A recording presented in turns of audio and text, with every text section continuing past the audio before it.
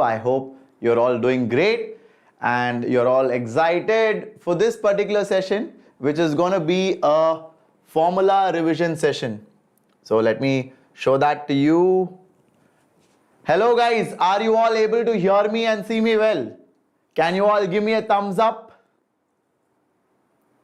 Yes. I hope all of you are able to hear me and see me. Welcome guys, a very good evening to all of you. So today's session is going to be a complete formula revision for your 12th standard topics. Hello Tejaswini, Vedant, Sanjay, Kumaramurthy, Maruti, Sriram, Lakshmi. Welcome guys. So nice to see all of you here. And guys, it is gonna be a slightly longer session because I have to revise the entire 12th formula session. Okay, so stick to me and we will try to complete entire thing that I have brought for you in just 1.5 hours. Okay, I am excited and I hope you guys are as well. So if you guys are all excited for this, can you all give me a yes or a yo in the chat? So how is the Josh people? Is it high as ever? Everybody? Great Maruti. Everybody saying they'll be there with me the entire night. Fantastic guys. Late night math marathon. Exactly.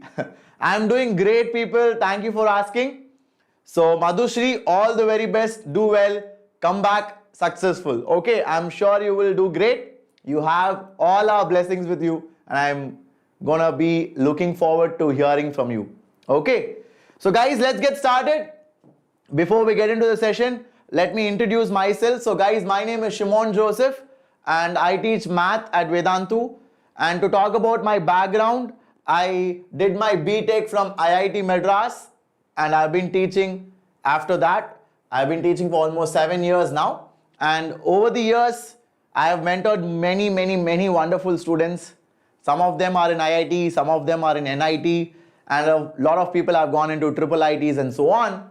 Now, I am here to help you reach your goal in the exam which is to come. Okay. Now, people, in case you want to reach out to me, a lot of you have a lot of anxiety now. You are saying that, sir, I am scared. I don't know whether I will get 40 marks, whether I'll get 100 marks.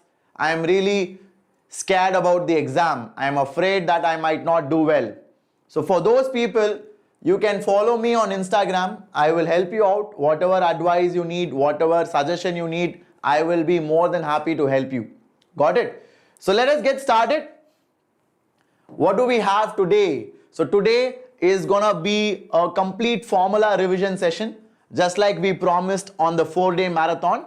And guys, we have a lot in store for you. So please sit back and enjoy the session.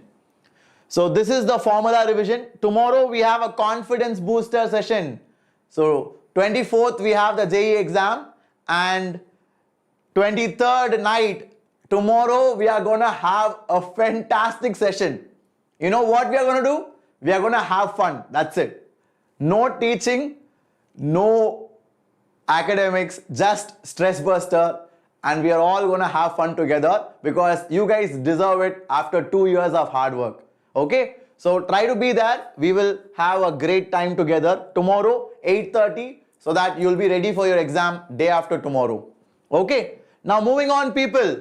In case you're new to the channel, don't forget to subscribe because I want to see you again. And don't forget, you have 3 more attempts after the February attempt. So I want to help you till then. Don't ever forget this channel and the quality content Wasim sir, Shreyas sir and I are providing. Okay, so definitely subscribe and I'm looking forward to see you again. Now, coming to the academics part. Shall we get started people? Everybody, let's revise everything of 12th standard. Can I see some excitement in the chat? Hit the thumbs up, hit the yo button quickly guys, come on. Hi Omkar, hello my lovely students. So nice to see all of you. Let us have a great time. I hope you are ready. Yes. Let us get started now. What is the very first topic I'm going to revise? The very first topic I'm going to revise is your matrices. Now it is business. So I'm going to talk about it. So you guys should keep shh and listen to me. Okay. So let's get started. The very first thing I want to teach is matrices and determinants. So in matrices and determinants, there are a few things which are important and which I feel you guys should know. So let me talk about it in detail. The first thing is you should know what is the definition of an idempotent matrix and a nilpotent matrix. Idempotent means your A square is equal to A. That is called as idempotent, a very important term which is frequently asked in your JEE Mains. Many people do not remember it. They confuse it with what? They confuse it with involuntary. What is involuntary? Involuntary means A square is equal to I. So that is different and idempotent is different. Are you all clear? Everybody clear with this? So I hope you guys understood. Idempotent means A square equal to A, whereas involuntary means A square equal to I. Please be very careful because sometimes people tend to mix both of them. Now coming to the next one, what is nilpotent matrix? Nilpotent matrix means you have a matrix A which is not 0. Okay, A is not 0, but some higher power of A, let's say A to the power K is equal to 0, then you call this to be a nilpotent matrix, and the value of K for which it becomes 0 is called as the order of nilpotency. Order of nilpotency. I hope you guys are all clear and aware of these terms. Now to have K as the order of nilpotency, you need to ensure that A to the power K minus 1 is not 0. Only then K is called as the order of nilpotency. I hope you're all clear with it. The brightness is too high. Okay, that is always a problem. So guys, I'll try to self-adjust, but it takes time guys. It keeps fluctuating. Okay, it keeps fluctuating, so you need to adjust. I hope this is fine, because suddenly it will become very dark. Okay, so I hope this is clear. Now after this, I hope involuntary is clear to you, which is A square equal to I, and you know what is idempotent, which is A square equal to A. Now you understood what is nilpotent. Nilpotent matrix means A is not 0, but some higher power of A is 0, and K is called as the order of nilpotency if A to the power K minus 1 is not 0. Are you all clear? Everybody?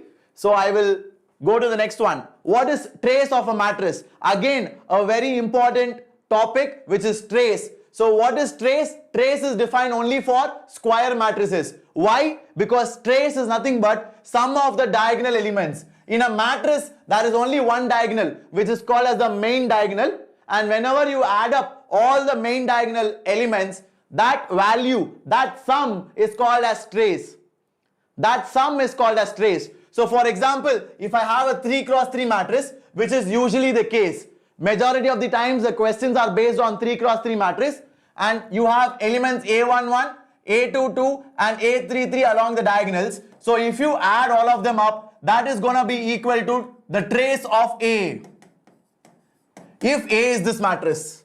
I hope all of you are clear. So trace is nothing but the sum of all the diagonal elements.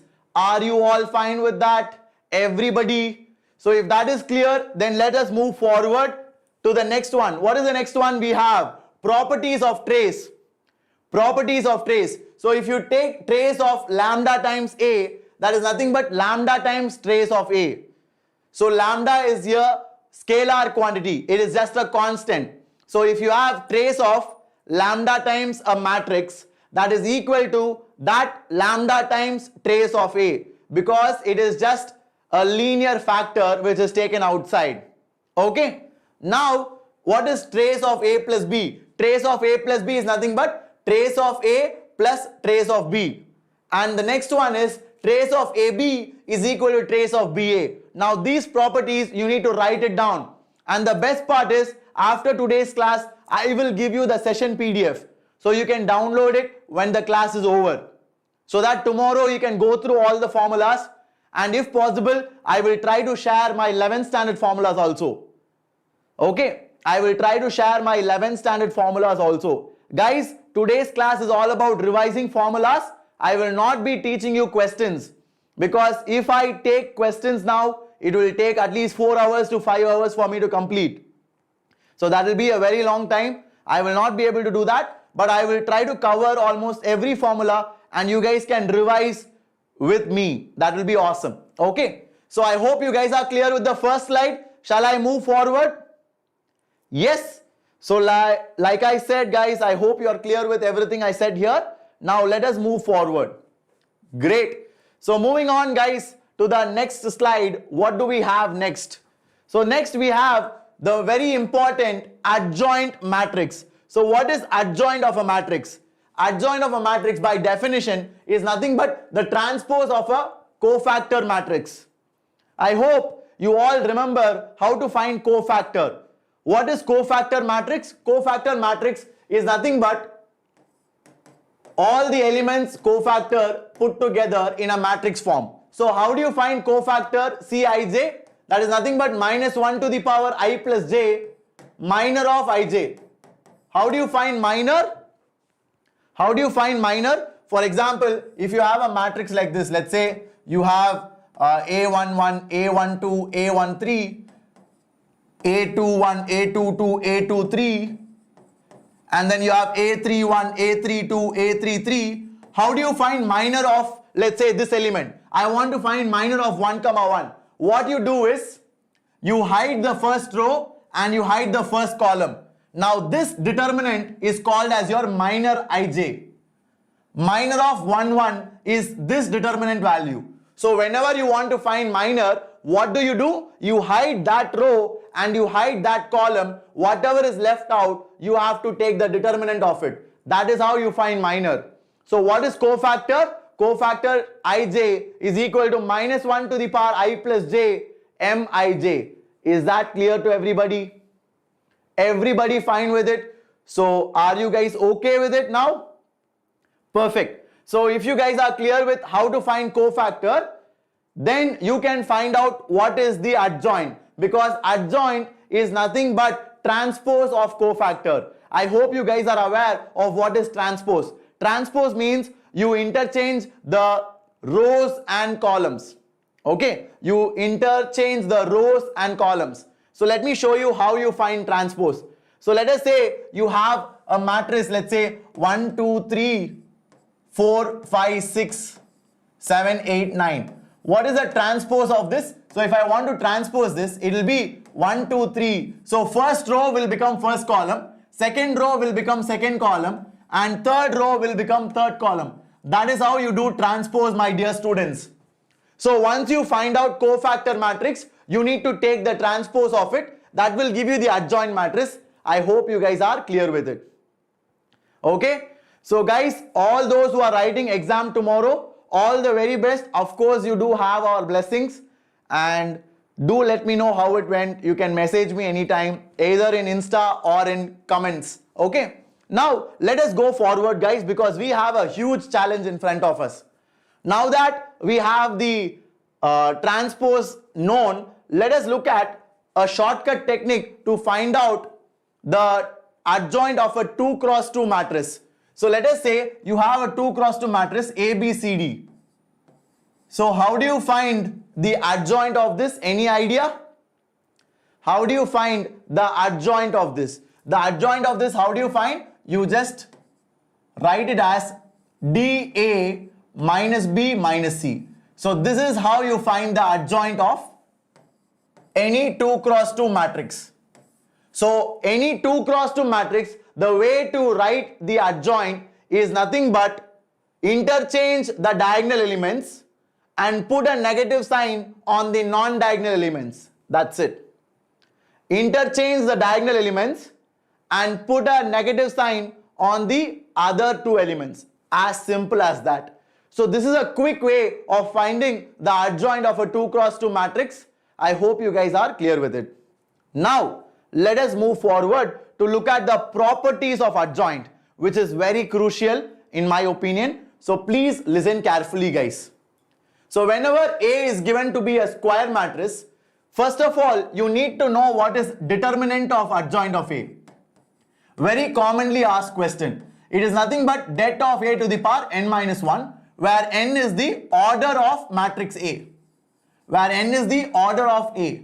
When I say order, it is nothing but the number of rows or number of columns, because we will be looking at the square matrix only. Everybody cool with it?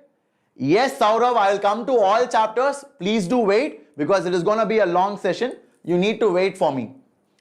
Is that clear, guys? So I hope this formula is clear. Now what do we have next? Sometimes a difficult question can be asked, wherein they can ask you to find out what is adjoint of A, determinant. So that can be a slightly difficult question. So my dear students, adjoint of A is nothing but the determinant of adjoint of A is nothing but det of A to the power n-1 square. So that is exactly what I have written here, and it's again a very useful formula. Please understand, guys, n is nothing but the order of your matrix A. When I say order, it is usually 3 cross 3, because most of the questions in our JEE Mains exam will be 3 cross 3. Are you guys clear with it? Everybody? Perfect. And the last one is a very, very useful property. It is one of the most important formula that you will study in your matrices and determinants, which is nothing but A into adjoint of A is nothing but det of A into I. So this is the formula which is used to find inverse of a matrix. This is the formula which is used to find inverse of a matrix, which I will teach you in a short while. Are you all clear with it? Everybody? Perfect. So shall we move forward, guys?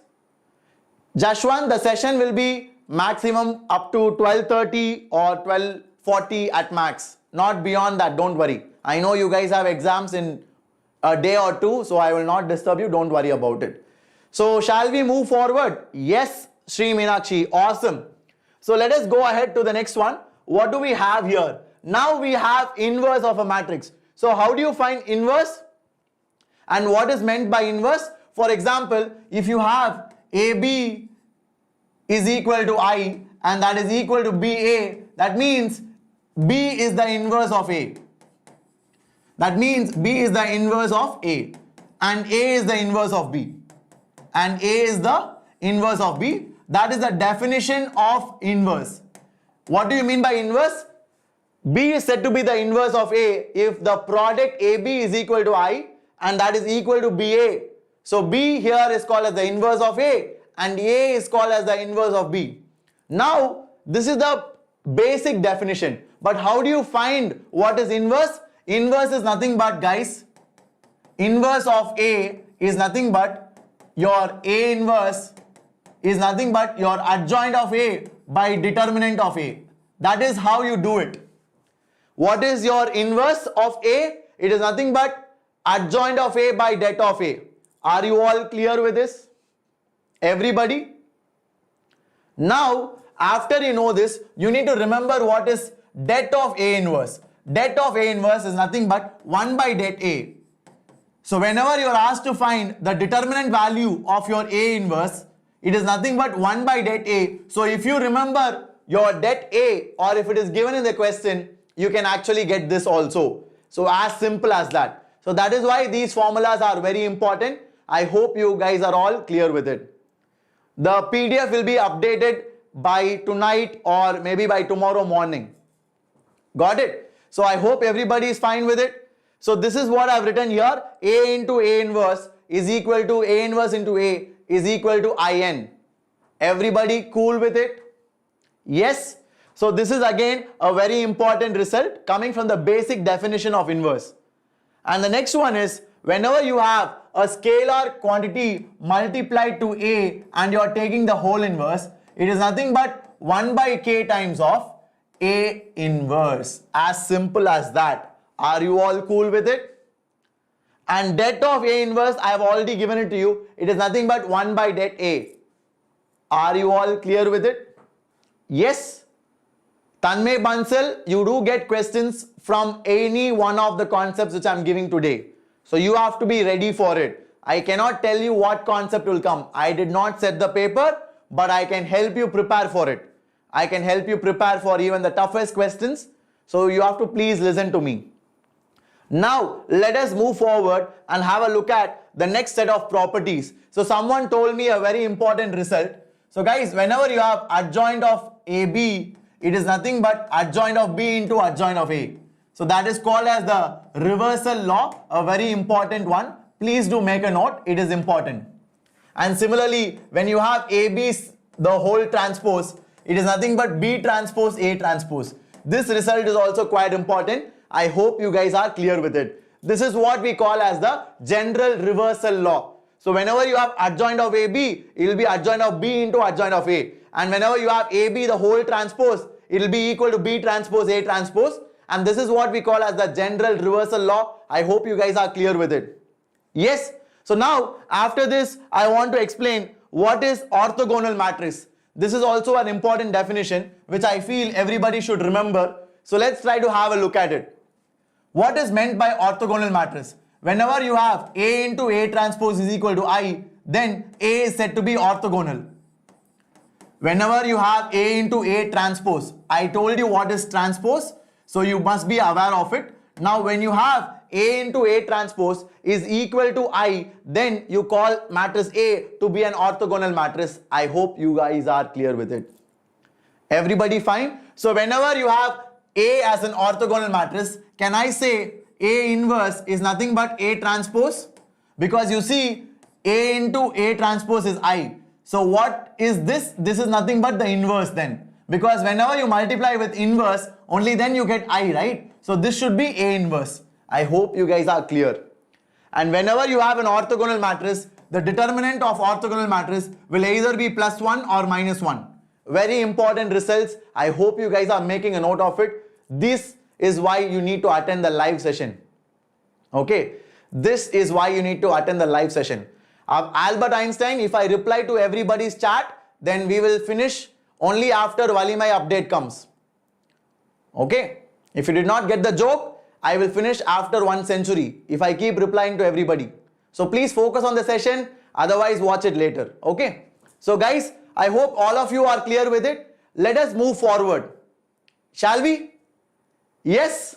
Okay, so let us go ahead to the next one, and I am done with this slide. So is this slide clear to everybody? Yep. So let us go forward to the next one. Yup. We are again coming to some important part. I will explain it in a short while. So please pay attention, guys. I want you to focus on the session. Everybody. Okay. So what do we have here? Okay. So we have symmetric and skew symmetric matrices. So what is your symmetric matrix? Symmetric matrices means your A is equal to A transpose. And if you have a skew symmetric matrix if A is equal to -A transpose. So this is the basic definition. This is the basic definition. So whenever you have A is equal to A transpose, it is called as a symmetric matrix. Whenever you have A is equal to -A transpose, it is called as a skew symmetric matrix. I hope you guys are clear with it. Now in an element format, if A is equal to A transpose, then Aij will be equal to Aji. This is element wise. So that means what? A12 will be equal to A21. That is the case for symmetric. But if you have skew symmetric, Aij will be minus of Aji. That means A12 will be equal to minus of A21.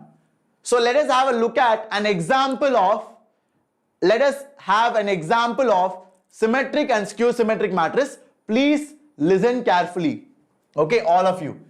So an example of symmetric matrix will be, let us take 1, 2, 3, 4, 4, 5, 5, 6, 6. So this is an example of a symmetric matrix. Do you guys agree? So symmetric matrix, your Aij should be equal to Aji. Your Aij should be equal to Aji. Your Aij should be equal to your Aji. That's it. Diagonal elements, I don't care. They can be whatever they want. So this is how a symmetric matrix will look like. I hope you guys liked it. Okay? Yes, everybody? So if you guys are fine with it, let us move to a skew symmetric example. So now I will give you an example of a skew symmetric matrix. So skew symmetric matrix will be like this. Always remember, the diagonal elements of a skew symmetric matrix will be 0. The diagonal elements will always be 0 in a skew symmetric matrix. And the other elements, if this is 1, this will be minus 1. If this is 2, this will be minus 2. If this is 3, this will be minus 3. So this is how a skew symmetric matrix will look like. This is how a skew symmetric matrix will look like. If anybody missed it, you want me to repeat it again, please rewind the video, you can watch it. Let's keep moving forward. I hope you guys are clear with it. Yes. Now, what are the important properties you need to know? A very important property which guys, even the toppers sometimes are not aware of. Please make a note of it. Whenever you have an odd power skew symmetric matrix, not power, it is odd ordered. When I say odd order, that means odd number of rows and columns. Whenever you have an odd ordered skew symmetric matrix, the determinant of that will be 0. So what do you think will be the determinant of this? The determinant of this skew symmetric matrix will be 0. Are you guys cool with it? Everybody? Yes, because it is a odd order. It is an odd ordered skew symmetric matrix. Is that clear? That's a very nice property. Don't forget it. Only for odd order, which means 3, 5, 1 or so and so. Got it? So after that, what do we have? Any matrix A can be represented as a sum of symmetric and skew symmetric part. So any matrix A can be represented as a sum of symmetric and skew symmetric part. This is called as the symmetric part and this is called as the skew symmetric part. This is the skew part. This is the symmetric part. This is there in your CBSE, so I am sure you guys must be knowing it. I am sure you guys are aware of this. Okay, are you all clear with this? Perfect. Then what do we have over here? For a symmetric matrix, A is equal to A transpose. Of course, I explained to you that. And for a skew symmetric matrix, A is equal to minus A transpose. So guys, what is the only matrix which is both symmetric and skew symmetric at the same time? Can anybody answer that? What is the only matrix which is symmetric and skew symmetric at the same time? Can anybody answer that? Very good, Pramesh. It is a null matrix. Hello, Amir. Welcome, man. Very good. So the null matrix is the only matrix which is both symmetric and skew symmetric. I hope you guys got it. And guys, come on, please listen to me. Don't keep asking irrelevant stuff. Hermitian matrix is not there in JEE Mains. Come on guys, please focus on it. Let us be productive. Only ask doubts in what I teach. Okay, let's be productive. I want everybody to follow. Now, coming to the next one. This is a very important part and I'm sure you guys are going to get 4 marks from here. I am sure you guys are going to get 4 marks from here. This is probably the most important part of today's class. So let us try to solve it. Please listen carefully. So solution of system of linear equation. So first I am starting with 2 variable system, which is an easy part. So what is Cramer's rule? Cramer's rule is a method by which we can find out solution to a system of linear equation. It is also called as the cross multiplication method. You guys must be aware of it, right? So how do you find x? X by b1c2 minus c1b2 is equal to y divided by, what will we have? c1a2 minus a1c2. Did you all get that? I hope you guys are fine with it. Then you will have 1 divided by a1b2 minus b1a2. So that is how you have this cross multiplication method. It comes from your Cramer's rule. I hope you guys are all aware of it. Okay, so here that should be a minus, guys. Please make a note of it. That should be a minus here. Okay, I think that's missing. That should be a minus over here because when you take y, it should be alternating in sign. Then you'll have a1c2 minus a2c1. The minus is missing. Please make sure you are writing it. I think it was missed in the typing. So now, whenever you have 2 straight lines, you can have various possibilities. What are the various possibilities? 2 straight lines can be parallel. So when they are parallel, you will have no solution. And if 2 straight lines are intersecting, you have a unique solution. And if two straight lines are lying on one top of the another, you will have infinitely many solutions. So what is the condition? The condition is for no solution, your A1 by A2 should be equal to B1 by B2, should not be equal to C1 by C2. That is the condition for no solution. What is the condition for one solution? A1 by A2 should not be equal to B1 by B2. So that is the condition for one solution, unique solution. What is the condition for infinitely many solution? All of them should be equal. All of them should be equal. That is the condition for infinitely many solution. Are you all clear? Everybody? So shall I move forward? Is this portion clear? Guys, this will not come because this is a two variable system. In your JEE Mains, you will get three variable system. So I will show that to you in a short while. I just wanted to explain it so that the basics are clear. Okay. Now we will move forward to the three variable system. So when you have a three variable system, it represents three planes. Every equation here will represent a plane. So the first one is a plane, the second one is a plane, the third one is a plane. So this is what we call as a non-homogeneous system. This is what we call as a non-homogeneous system. So when you have three planes in space, how can they interact? They can have no solution. They can have infinitely many solution, or they can have one solution. One solution. Here they have infinitely many solution. Here they have no solution. Here they have again no solution. Here also again they have no solution. So there are various possibilities. So how do I find out which is my case? Do I have no solution? Do I have infinitely many solution? Or do I have one solution? So that is what I'm going to teach you. So please listen carefully. So whenever you have a system of linear equation, you need to first figure out what is your delta, delta 1, delta 2 and delta 3. So I will tell you what is delta. Delta is nothing but the coefficient determinant. So as you can see here, you have A1, B1, C1, A2, B2, C2, A3, B3, C3. So that, my dear friends, is nothing but your coefficient determinant. That is the first thing you have to find. Your delta is very, very critical. Your delta is very, very critical. Whenever your delta is not 0, you will have a unique solution. Whenever your delta is not 0, you will have a unique solution. Please, please make a note of it. You will get 4 marks from here. It is a guarantee from me. Okay.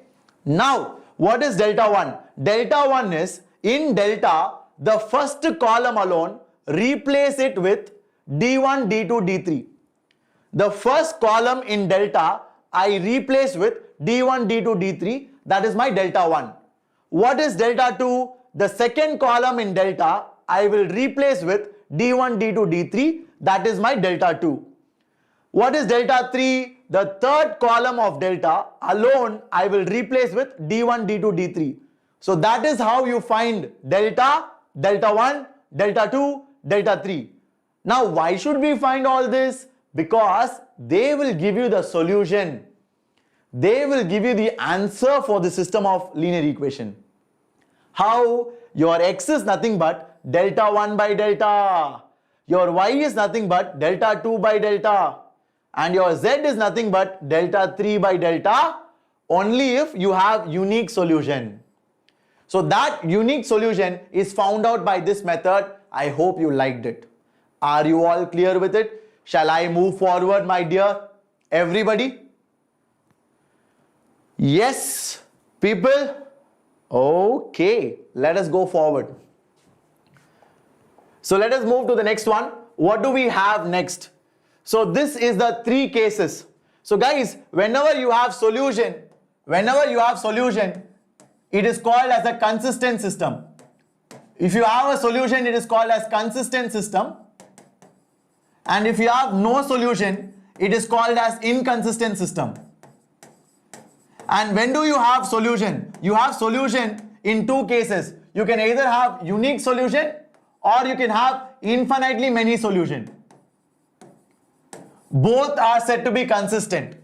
Both are said to be consistent. Are you all clear with it? Now, when do you have unique solution? You will have unique solution when your delta is not 0. Very simple. So if you get a question on unique solution, you should be happy. You should be jumping in the exam hall because it is very easy. Bharani, that is a good doubt. I'll come back to it. Just give me some time. I'm coming to it. Okay. Now, case 2 is when you have no solution. Inconsistent means what? Inconsistent means you have no solution. So, how do you have no solution? You will have no solution when your delta is 0 and your delta 1, delta 2, delta 3. Of these 3, at least one is non-zero. At least one of them is non-zero. That is when you will have no solution. So this is the condition for no solution. What is the condition? First, your delta is 0 and your delta 1, delta 2, delta 3, any one of them will be non-zero. Okay? I hope you guys are clear with it. Now, coming to the last case. When will you have infinitely many solution? Infinitely many solution will happen when all of them are 0. Delta, delta 1, delta 2, delta 3, all of them if they are 0, then you will have infinitely many solution. This is the condition. I hope you guys liked it. Are you all clear with it? Everybody? So shall I move forward? Yes? Fantastic, guys. So now with this, let us move forward to the next one, which is going to be an explanation about crash course. So guys, if you found this useful, please do check out the crash course, because the Vedantu's crash course will cover the entire syllabus in 45 classes, and I'm sure you know the benefits which people have reaped. In case you want to be a part of it, you have a fantastic opportunity, because right now the price is 7,000 and the batch is starting from 1st March. Okay, the batch is starting from 1st March. So in case you feel, sir, it can help me, I would like to join Vedantu's crash course, because I also teach in that. I will definitely give you some insight on how to score more. In case you feel it is useful, do join it. This is my coupon code and I am not gonna spend more time on this. Okay. So in case you are interested, do join it. The link is given in the chat. This is the coupon code and this is the price until your May. So it is a very reasonable price, because math, physics, chemistry, test series, assignments, class notes, all of it put together for this price. Okay, let's move forward. And for those who don't want crash course, sir, crash course is 8,000, 7,000, very expensive, I cannot afford it. Maybe you can try only the test series. The test series alone is 1,749. Again, the same coupon code. You can check it out in the description below. Okay, got it? So let's move forward. And the Eklavya batch, guys, is starting on your March. So in case you want to be a part of it, mentored by Anand sir, who is an expert in producing toppers, which is a fantastic opportunity. Please do check it out. And the eligibility is only for those who score above 96 percentile. Okay, so let us get going, guys. Now, before I go here, I want to address one good question Barney asked. Okay, so let me complete that.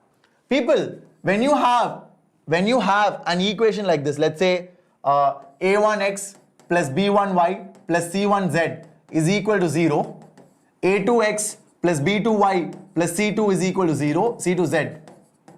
And then you have a3x plus b3y plus c3z is equal to 0.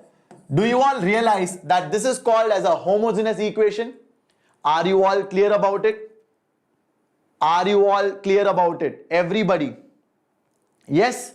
So now, when you have a homogeneous system, please understand, always 0, 0, 0 will satisfy it.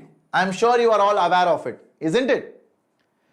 I am sure you are all aware of it. 0, 0, 0 will always satisfy this. And that is why this is called as the trivial solution. And that is why, my dear students, this is called as the trivial solution. Are you all okay with it? Now, Barney was asking, sir, what is meant by non-trivial solution? So, Barney, apart from this 0, 0, 0, under certain conditions, there are cases where you can have solutions to this. And that condition, Barney, is your delta is equal to 0. So when your delta is 0, Barney, you will have non-trivial solutions, a very frequently asked question. That is why I took the pain of writing it down. So please make sure you note it. A very frequently asked question. If your delta is 0, then you will have non-zero solution or non-trivial. Yes, non-zero and non-trivial mean the same. Trivial means something obvious. The sun will rise in the east. That's a trivia. Okay, like that, 0, 0, 0 is obviously a solution of this. So can a homogeneous system have no solution? Can a homogeneous solution have no solution? Homogeneous system, never. A homogeneous system will always have a solution. Got it? So now let's come back. Guys, we have to rush. Please be with me and try to be faster. So what do we have? So this is called as functional equation. So in functional equation, we have a very important result. Whenever you have f of x is a polynomial function, and if it is of degree n, and if it is given f of x plus f of 1 by x is equal to f of x into f of 1 by x, then the function is most probably or 100% in this format. Your f of x will be 1 plus x to the power n, where n is the degree of your polynomial. I hope you guys got it. A very important result. Okay. So shall we move forward? Now, whenever f of x plus y is equal to f of x plus f of y, then f of x is going to be in the format of lambda x.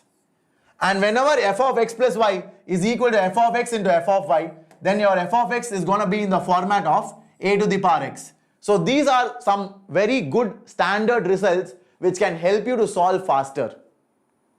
Okay, are you all clear with it? So I hope you liked it. Please make a note of it. And with that, let me move forward, guys. Okay, so let us proceed now to the next one. So now we are coming to limits. So when do you say limit will exist? Limit will exist only when your LHL, which is your left hand limit, and your right hand limit are both equal and they are finite. So that is when you say your limit will exist. I hope you guys are clear with it. And now please understand your LHL and RHL should be equal and they should be equal to a finite value. Okay, guys, this is the condition for continuity. So don't forget, don't mess it up. Only these two conditions are important for limit to exist.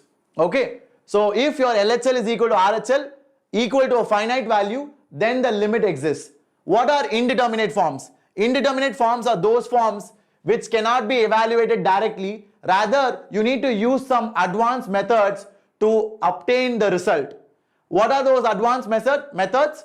They are nothing but your standard limits, L'Hopital rule, series expansion, factorization method, rationalization method, methods to evaluate limit. So it is essential for you to remember what are the various indeterminate forms. The various indeterminate forms are 0 by 0, infinity by infinity. Both of these, please use L'Hopital. What does L'Hopital say? What does L'Hopital say? Whenever you have limit extending to a, f of x by g of x, and if it comes out to be 0 by 0 or infinity by infinity, when I substitute a directly, if I a substitute directly and if I get it to be 0 by 0 or infinity by infinity, L'Hopital says then it is equal to limit extending to a, f dash of x by g dash of x. Now again, if this also is 0 by 0 or infinity by infinity, then what can we do? Again we can differentiate and we can go forward. Are you all clear? Everybody? Yes? So this is your L'Hopital method. Very, very important. I hope you guys are all very clear with it. Yes, Kiran Kumar, of course. Guys, I'm trying to focus. I'm not reading the chat that much because I want to finish it fast. Please be with me. Try to understand. Let's be productive. You can't play around 2 days before the exam. So try to be a bit serious and help me do it faster. So I have covered 2 forms. So 2 forms are done. The next form is 0 into infinity. So how do you solve 0 into infinity form? 0 into infinity form, what you can do is, if it is f of x into g of x, limit extending to a, and this is 0 into infinity form, what I will do is I will write it as f of x by 1 by g of x. So now it will become 0 by 0 form. So because of this, it will become 0 by 0 form. So again, I can do L'Hopital method and I can complete it. Did you all get it? Everybody?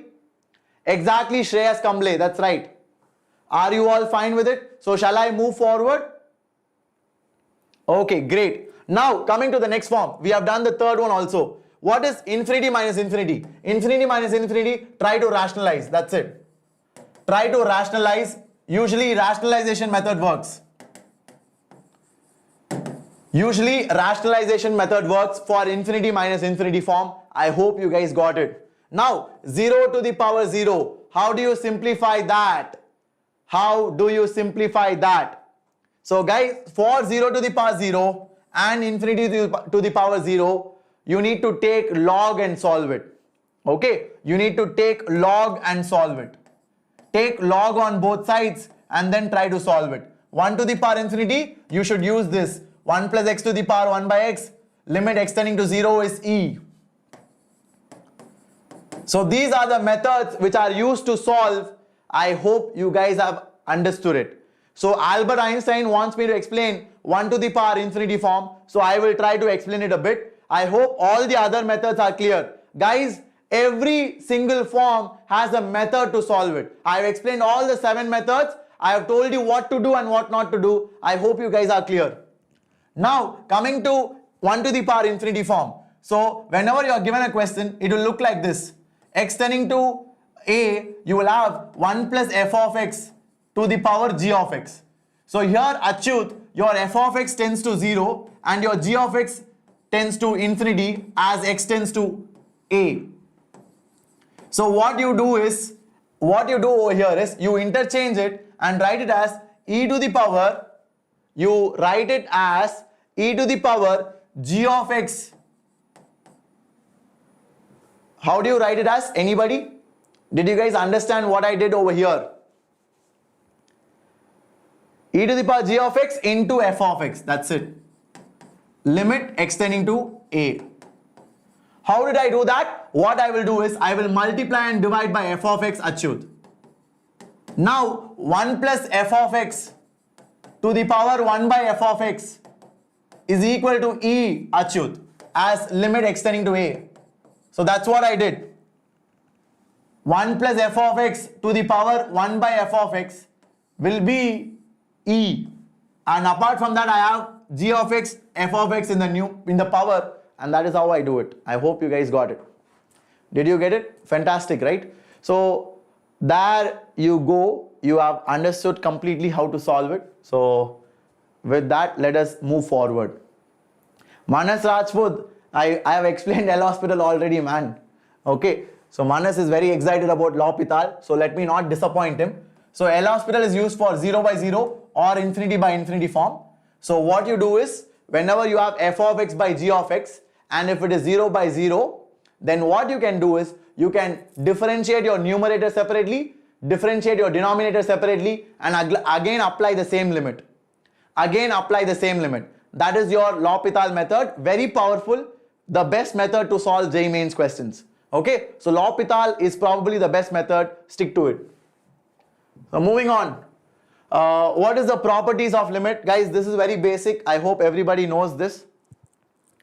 Okay, so properties of limit is what? Whenever you have a scalar multiplied to a function, that scalar can be brought outside.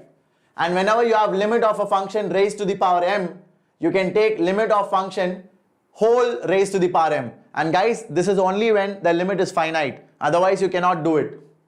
And then what do you have here? Whenever you add or subtract, you can separate the limits. And whenever you have limit extending to a e to the power something, you can take the limit to the power and then operate it over there. So these are some basic properties. I'm going to move forward. Now, what is your sandwich theorem? Sandwich theorem does not find a lot of application. Sandwich theorem does not find a lot of applications in your JEE Mains. But however, I will just explain it so that you guys can understand what is the basics of it. So whenever you have, let's say, a function which is always in between f of x and g of x, then if your f of x and g of x, sorry, f of x and h of x are tending to the same value at a point, then surely your g of a should also be the same thing. Or at least your limit extending to a g of x should also be the same thing. So that is why it is called as the sandwich theorem. Okay, so I will explain it with a diagram. Please listen carefully. Guys, these are all basics, so please try to be fast. So let us say this is your f of x, okay, and let us say you have your h of x here. This is your h of x. Now g of x is something which is always in between. Okay, now h of x and f of x have the same value here at x equal to a. So can I say if they both have the same value, then g will also have the same value? Do you guys get it? Do you guys understand it? So that is why it is called as the sandwich theorem, because your h and f are squeezing g to take the same value. So it is also called as the squeeze theorem. It is called as either the sandwich theorem or the squeeze theorem. I hope you guys got it.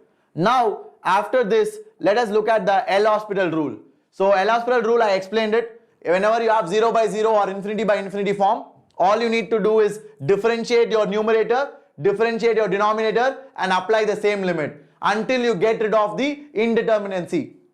Until you get rid of that indeterminate nature, you keep differentiating your numerator and denominator till it comes out of 0 by 0 form. Okay, so let us go forward to the next one. Formulas based on L'Hospital rule. These are some of the standard formulas which are very important for your JEE Mains, and I will quickly revise it. Please follow it carefully, guys.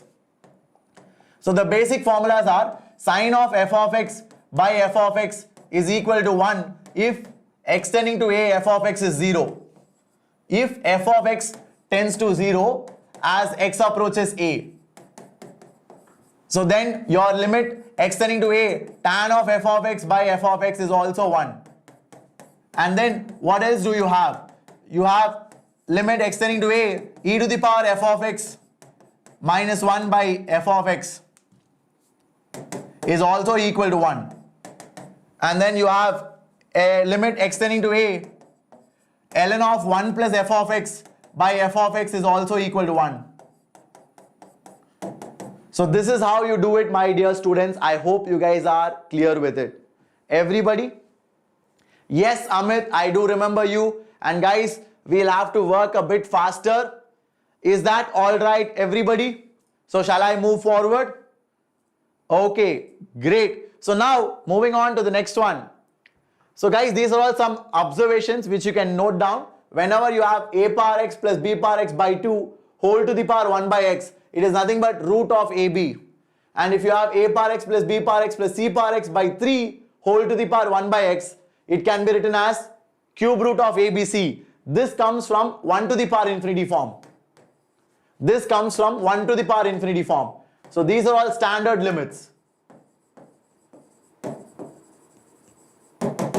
Okay, now this is again 1 to the power infinity form.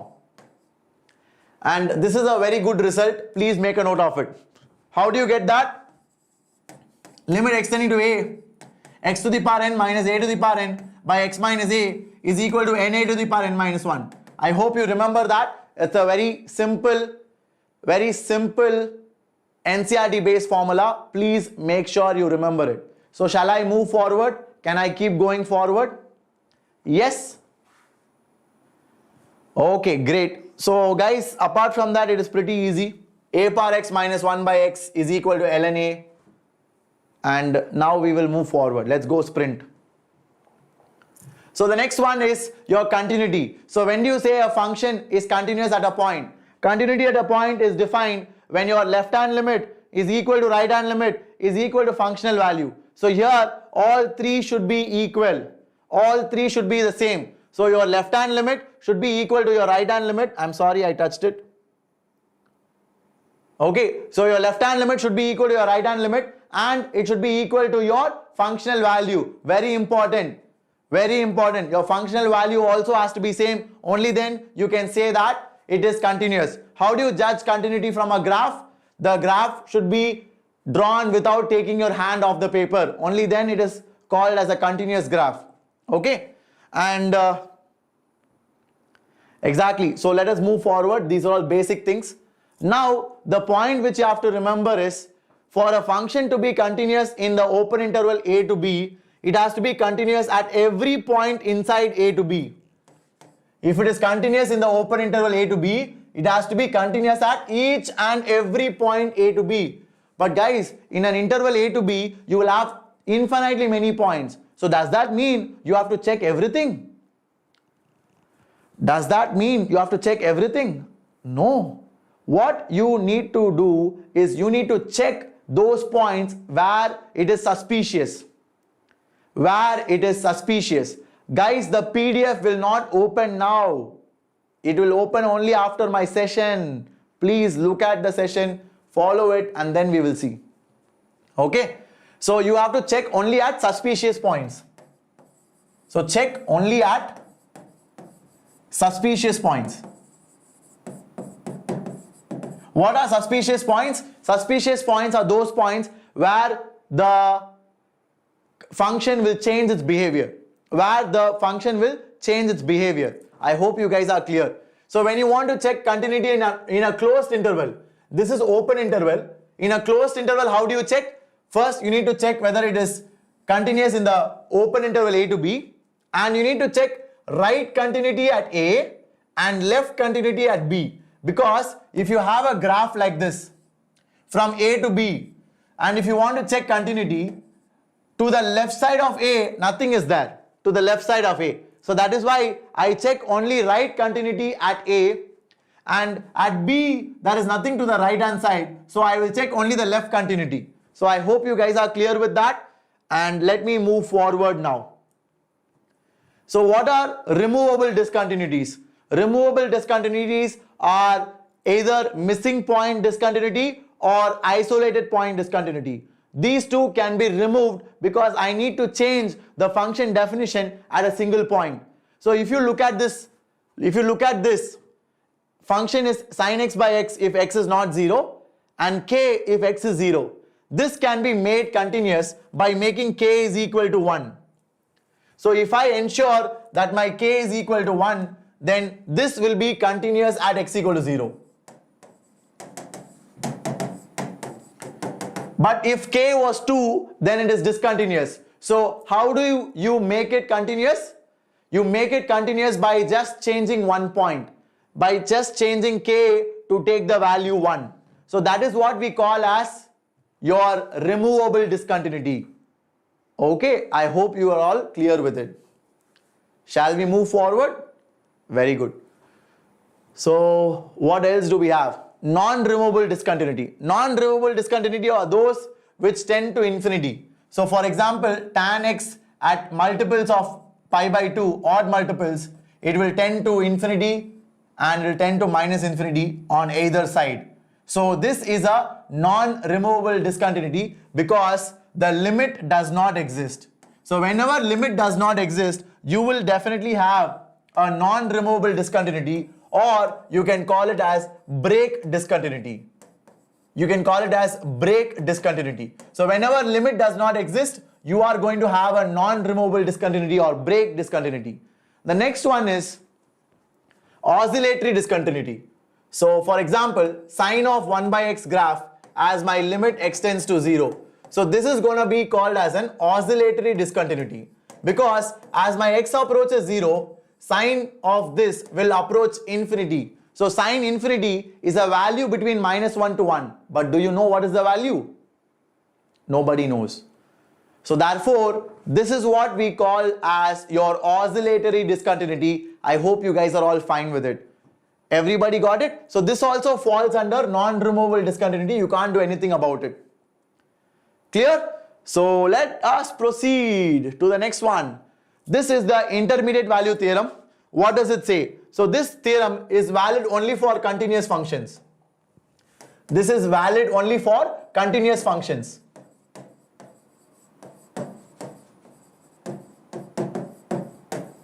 So what does it say? It says that if you have a function, let us say going from A to B. So it goes from A all the way up to B, and the value at A is f of A, and the value at B is, let's say, f of B. Okay, now I have a constant K which is in between f of A and f of B, and I want to find out whether that value is taken at a point. And intermediate value theorem says yes. If there is a value between f of A and f of B, and if it is a continuous function, then pakka between A and B there will be a point C for which your f of C will be equal to K. So that is your intermediate value theorem. Very, very important. Are you clear with it? So shall we move forward? Yes? Perfect. So now let us move ahead and go to the next question or next concept, which is differentiability. So guys, when do you say a function is differentiable? You say that a function is differentiable when the left hand derivative is equal to your right hand derivative. Okay. So what is your left hand derivative? Your left hand derivative is given by this formula, and your right hand derivative is given by this formula. Only when both of them are equal and they are finite, you will have a differentiable function. So how do you predict differentiability in a graph? In a graph, differentiability is predicted by smoothness. By smoothness. Okay. So whenever a graph is smooth, it is said to be differentiable everywhere. Whenever you have a sharp edge, you have a non-differentiable point. Because when you take a sharp edge, you have two different derivatives on either side. So if you look at left hand side of this point, you will have a different derivative, and on the right hand side you will have a different derivative. So your LHD and RHD are not the same. So since LHD and RHD are not the same, this is said to be non-differentiable. That is why whenever you have a sharp edge, you have a non-differentiable point, just like your mod x. So guys, is mod x differentiable at 0? Is mod x graph differentiable at 0? No, because it has a sharp edge over here. Okay, so I hope you guys got it. Now with that, let us move forward. I think that's all you need to know over here. These formulas, I hope you guys are clear with it. Let us move ahead. Now what else do we have? Guys, please remember this important point. What is the important point I have mentioned here? Whenever a function is differentiable at every point in A to B interval, then it must be continuous in the interval A to B. But the converse is not true. Differentiability means continuity, but continuity does not mean differentiability. Are you guys clear with it? So if I say a function is differentiable, that means the function is continuous as well. But if I say a function is continuous, it does not mean that it is differentiable. Are you all clear with it? Everybody?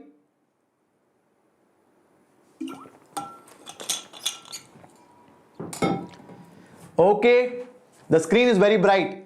Guys, don't worry, it is a very simple explanation only. I hope you guys got it. You can download the PDF later and check it out. Now, moving on. What are the results of differentiation? Whenever you differentiate a constant, it is 0. Whenever you differentiate 8x to the power n, it is nx to the power n minus 1. E power x is going to be the same. A power x is a power x ln a. Guys, this you tend to remember. Okay, many of you are mostly confused with this. So make sure you note it down and remember it. Differentiation of log x is 1 by x. And guys, what is differentiation of mod x? It is nothing but mod x by x. Okay, so take note of that. Differentiation of mod x is nothing but mod x by x, because when x is negative, it is minus 1. When x is positive, it is plus 1. Okay, now what is the derivative of sin x? It is cos x. Derivative of cos x is minus sin x. Tan x is secant square x, something important which you might forget. Similarly, cot x is also minus cosecant square x. Secant x and cosecant x also you should remember. So these are the boxed formulas which generally people tend to forget. So please remember it, make a note of it. Okay? Everybody clear with it? So shall I move forward? Yes? Perfect. So these are all basic formulas, Hitesh. That is why I'm going a bit fast. So we have a lot to cover. So try to catch up. Now, how do you differentiate inverse trigonometric function? So guys, the derivative of sine inverse of x is 1 by root of 1 minus x square. The derivative of cos inverse of x is minus 1 by root of 1 minus x square.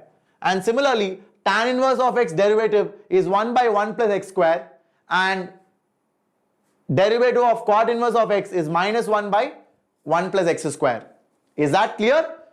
And derivative of secant inverse of x, let me write it down because I think you guys need to know this.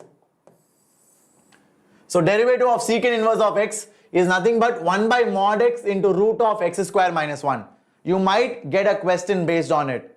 Okay. And then comes the last one. Whenever you have addition or subtraction of function and you are differentiating, you can separate them and differentiate it. So differentiation is distributive over addition and subtraction. And when you have product of two functions, you use the UV rule. What is the UV rule? Whenever you have UV the whole derivative, it is nothing but UV dash plus VU dash. So that is your product rule. And whenever you have U by V, which is the last one over here, the quotient rule, how do you do it? It is denominator into derivative of numerator minus numerator times derivative of denominator by denominator whole square. Are you all clear with it?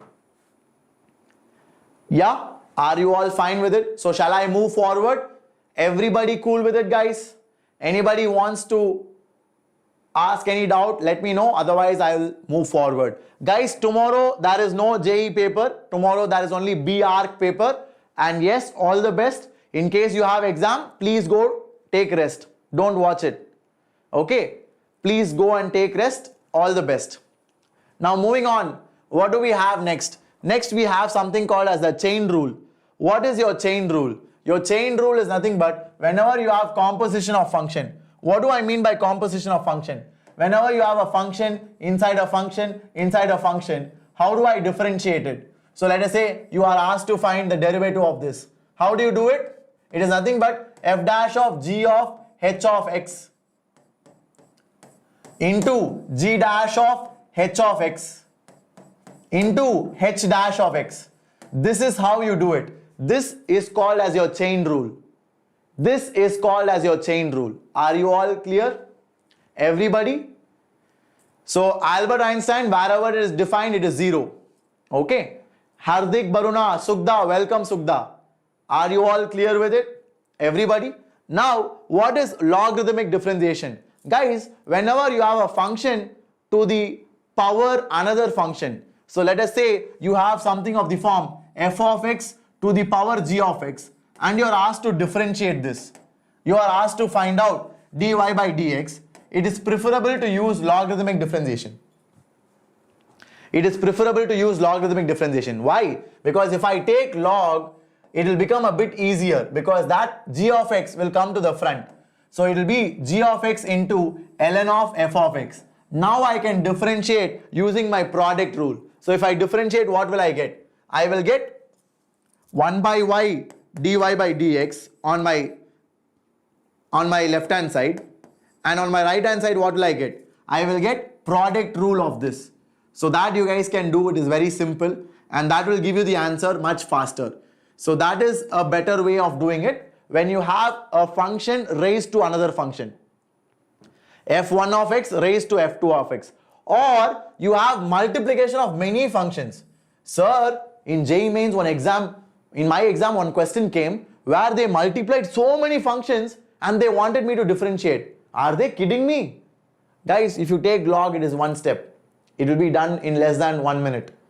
Okay, so that is the power of logarithmic differentiation. Whenever you have many multiplication, many division and lot of functions, then think of logarithmic differentiation. That is a very good way of solving. Because when I take log here, what will happen?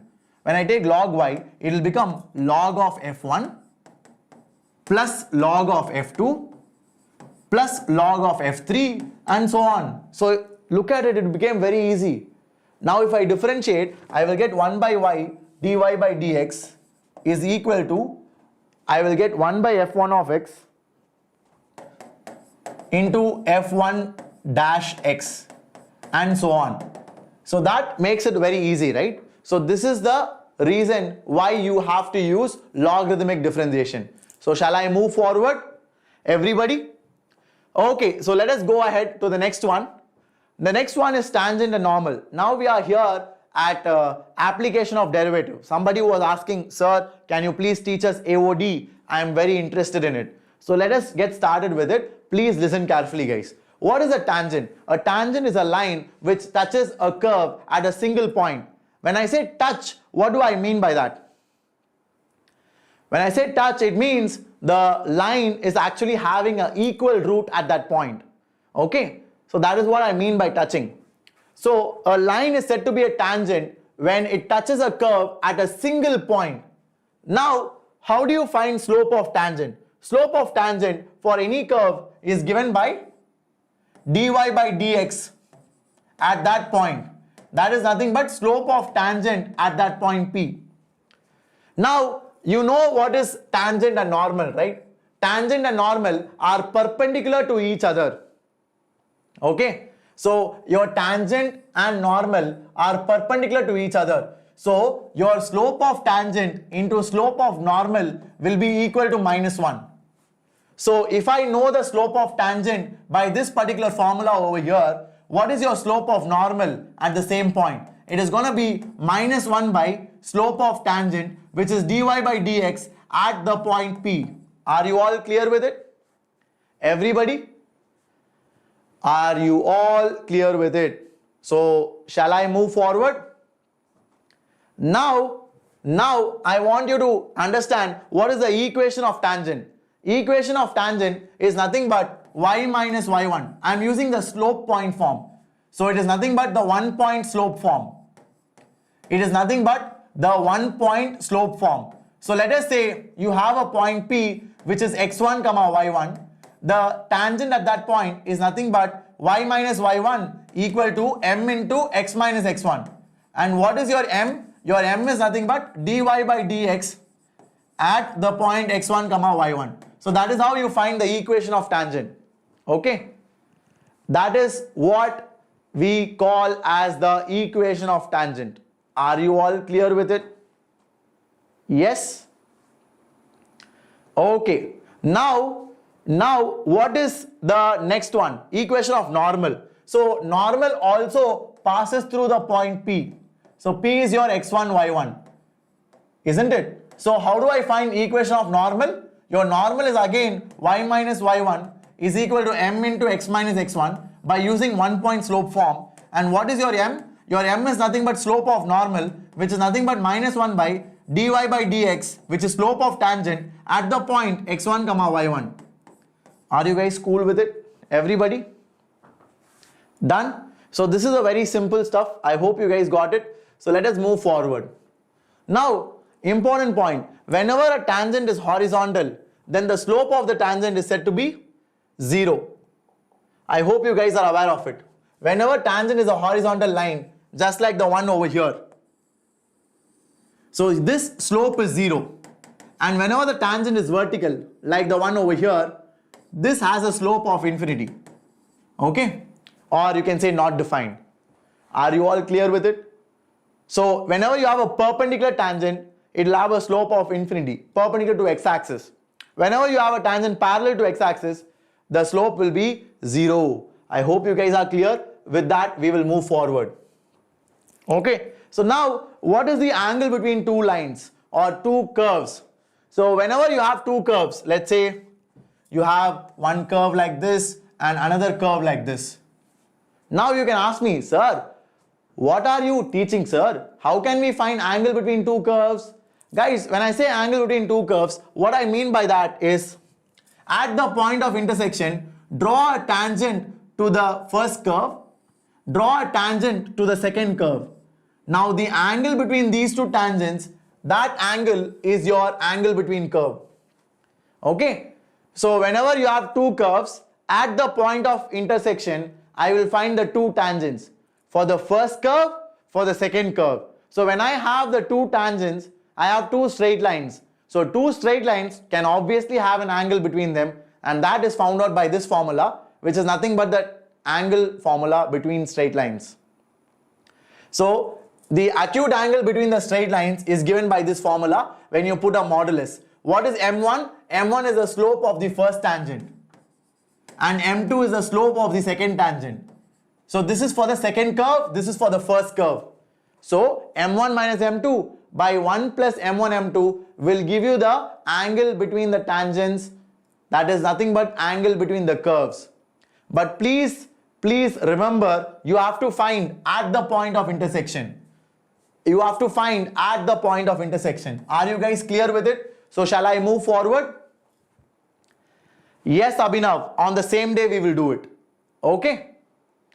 So people, example sums I will not be able to do, Hitesh, because that will take a lot of time. And Naga Prasad, guys, please do rewind it. If you want me to explain again, please rewind it and watch it. That will be better. Otherwise, it will take a lot of time. Okay. Sheikh Mohammed, mod of x is not differentiable only at 0. What I gave is for any random value other than 0. Okay. So let us go forward. So guys, I gave a very important point in the last slide. So someone asked me that. So let me explain it. So I said that two curves are orthogonal. So when do you say two curves are orthogonal? They are orthogonal if their product of slopes is -1. So if your M1, M2 is -1, then the two curves are said to be orthogonal. That means what? At the point of intersection, the tangents are perpendicular. So one will have a tangent like this, one will have a tangent like this, so they will be perpendicular. So that is what we call as orthogonal curves. Orthogonal means at the point of intersection, angle between tangents is pi by 2. Angle between tangents is equal to pi by 2. I hope you guys are clear with it. Yes, everybody? So shall I move forward? Exactly. So the tangents also will be perpendicular, of course. Now coming to the next one, which is shortest distance between two curves. So when will you have, shortest distance between two curves? The shortest distance between two curves, guys, will always be along the common normal. The shortest distance between two curves will be always along the common normal. So let us say you have a curve like this and you have another curve like this. So the shortest distance is always along the common normal. So this will be the shortest distance. So how do you find it? I will find the slope of tangent for this. I will find the slope of tangent for this. I will equate these two slopes. And such a point will be the point where I can find the shortest distance. Are you guys clear? Are you guys clear with this, everybody? Yup. So that is the way you find the shortest distance between two curves. It is always along the common normal, and it will be when the tangents passing through those 2 points will be having equal slope. Okay. Now the next point is the shortest distance between a line and a point. So let us say you have a point here, x1 comma y1, and you have a line which is ax plus by plus c equal to 0. Then the distance between this point and this line, the perpendicular distance d, is given by modulus of ax1 plus by1 plus c divided by root of a square plus b square. So that is your distance d. Are you all clear with this? Everybody? So guys, are you all with me? Can I see some excitement? It is just 12:20. Come on. What happened, man? I have been standing and shouting here. You guys are sitting and watching, and you are saying no excitement. Come on, people. I hope you are all awake. Okay, fantastic. So yeah, this is your distance. This is your distance from x1 comma y1 to the line. Okay, so let me take it a bit higher. Let me take it one step higher. So guys, how do you find the image of this point on a line? So let us say you have ax plus by plus c. I want to find the image of this point along this line. Let's say this is p. I want to find p dash. So let us say p dash is alpha comma beta. The way you find it is nothing but your alpha minus x1 by A is equal to beta minus y1 by B is equal to your minus 2 times of ax1 plus by1 plus c divided by a square plus b square. So this is the formula, please make a note of it. So guys, this is the formula to find image of a point about a line. So I want to reflect P about this straight line to get P dash. This is how you do it. Are you all clear with it? Very good, Vatsalya, Thanos. Morning Star, I am not sure, but I will try to complete it soon, don't worry. Yes, people, are you all clear till here? Fantastic. So this is image of a point. Now, let us say I want to find out foot of perpendicular. I want to find out foot of perpendicular, which is alpha comma beta. Again, same line, ax plus by plus c. So that will be only one change, Instead of minus 2, you will have just minus ax1 plus by1 plus c divided by a square plus b square. So that is the only change. I hope you guys got it. Are you all clear? Are you all fine with this? Everybody?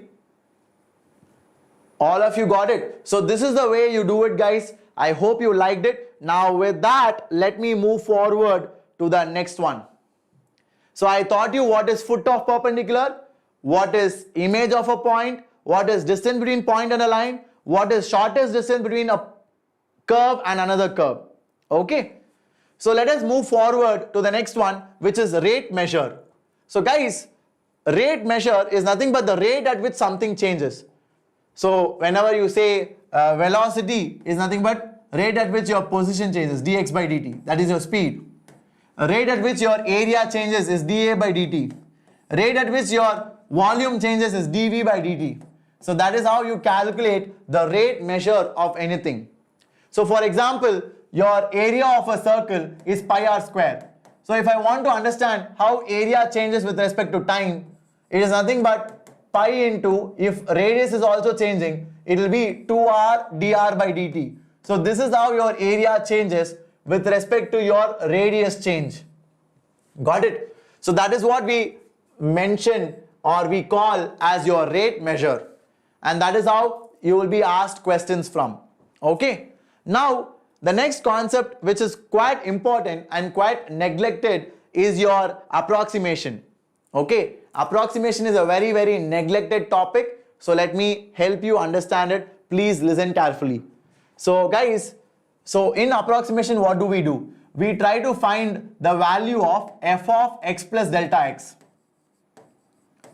So f of x plus delta x minus f of x is equal to delta y. Okay. So mostly you will be asked to find the value of this. Okay, I'm sorry, I removed it. So you will be asked to find f of x plus delta x. This is what you will be asked to find. So what I will do is I will write f of x plus delta x minus f of x to be equal to delta y. So now what is f of x plus delta x? It is nothing but f of x plus delta y. So what is delta y? Delta y is nothing but dy by dx into delta x. So this is what you need to remember. So that I will put it there. So I will get f of x plus dy by dx into delta x. So how do you find dy by dx? You will be given f of x. So if you know f of x, you can find out dy by dx and multiply by delta x to get your answer. It is very rarely asked. I hope you guys got it. So with that, let us move forward. Okay. It is very rarely asked. Yes. But if it is asked, you should know how to solve it. Okay. So shall I move forward, everybody? Okay, great guys. So let us move to the next one, which is going to be your Rolle's theorem. So these are the two most important concepts in your entire JEE math. And like I said, if at all there is any tough question, it can come from this concept or Lagrange's mean value theorem. It can either come from this concept or it can come from LMVT. those questions are slightly difficult because it is not that easy to predict. Okay, so let me teach you what is Rolle's theorem. I will teach you the statement of it, and I will teach you what is LMVT. So please pay attention, guys. We still have some time. I will try to wind it up by 1 o'clock at least. Okay, so what is your Rolle's theorem? Your Rolle's theorem is applicable only for functions which are continuous in closed interval a to b, differentiable in open interval a to b, and f of a equal to f of b. These are the three conditions which have to be satisfied. Don't ever forget this. Whenever you apply your Rolle's theorem, these three conditions must be satisfied. Once these three conditions are satisfied, then your Rolle's theorem says that there will exist a C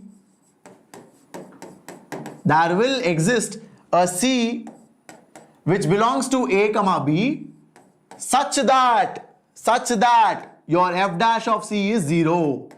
That is your Rolle's theorem. That is your Rolle's theorem. So what are the conditions for Rolle's theorem? It should be continuous in the closed interval a to b. It should be differentiable in the open interval a to b. It should be having f of a equal to f of b. Now if all of them are satisfied, and then there will exist a C which is belonging to the interval a comma b such that your f dash of C be 0. No SL, it cannot be, it should be in between A and B. I hope you got that. Let us move forward to the next one, which is your Lagrange's mean value theorem. So what is the condition for LMVT? For LMVT, there are only two conditions. It has to be continuous in the closed interval and differentiable in the open interval. So it just has the first two conditions of your Rolle's theorem. Now what does LMVT say? LMVT is a more general form. LMVT is a more general theorem than your Rolle's theorem. Your Rolle's theorem is a very specific case. Okay, in fact your Rolle's theorem is a specific case of your LMVT.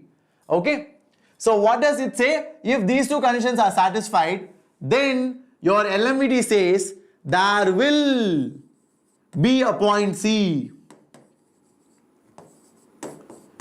There will be a point C which belongs to A comma B such that your f dash of C will be equal to f of B minus f of A by B minus A.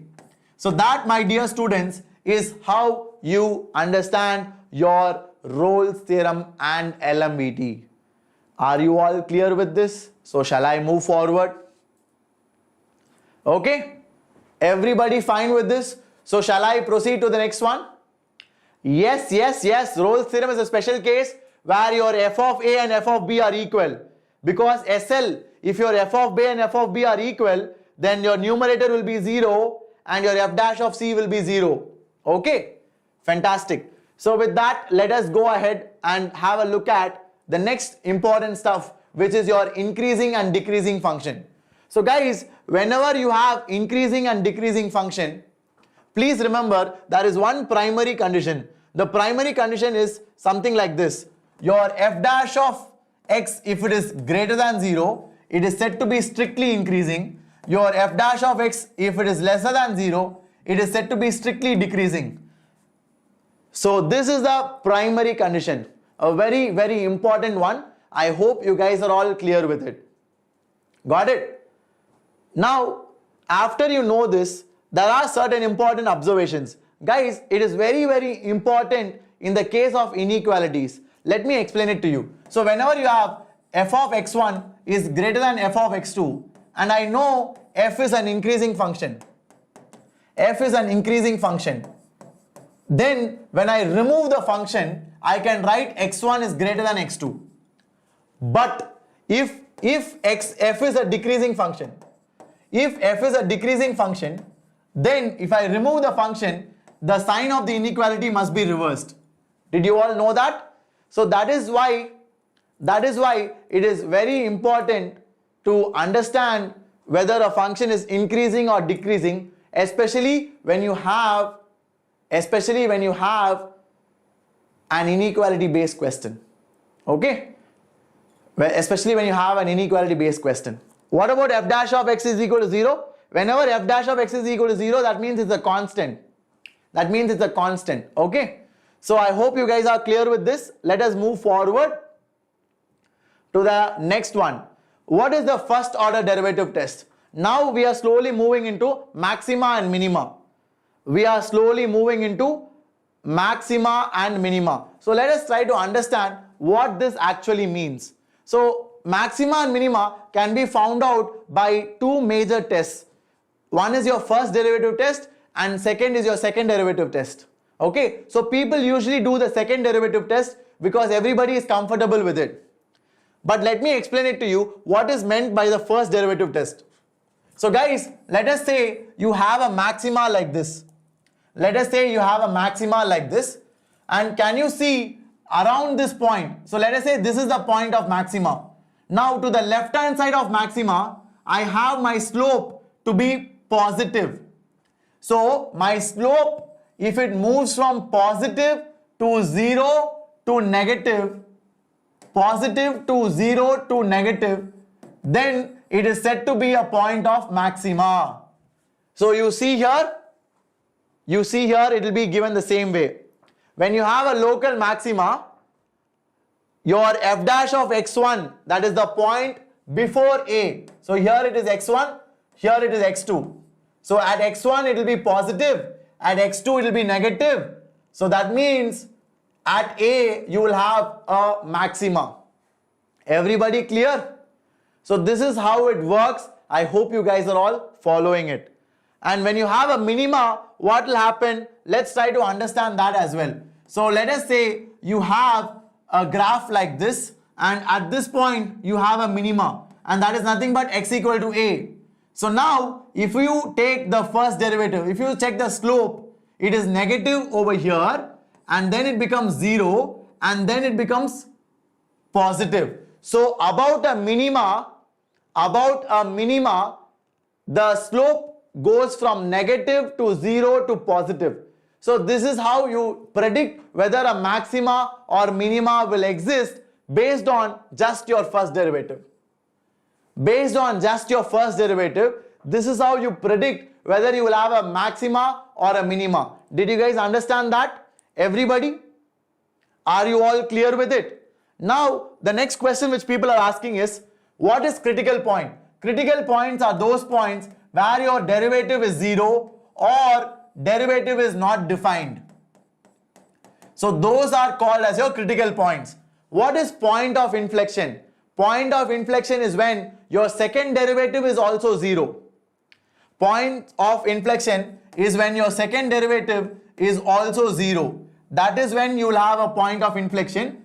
What is a point of inflection? It is a point about which the concavity of the graph changes.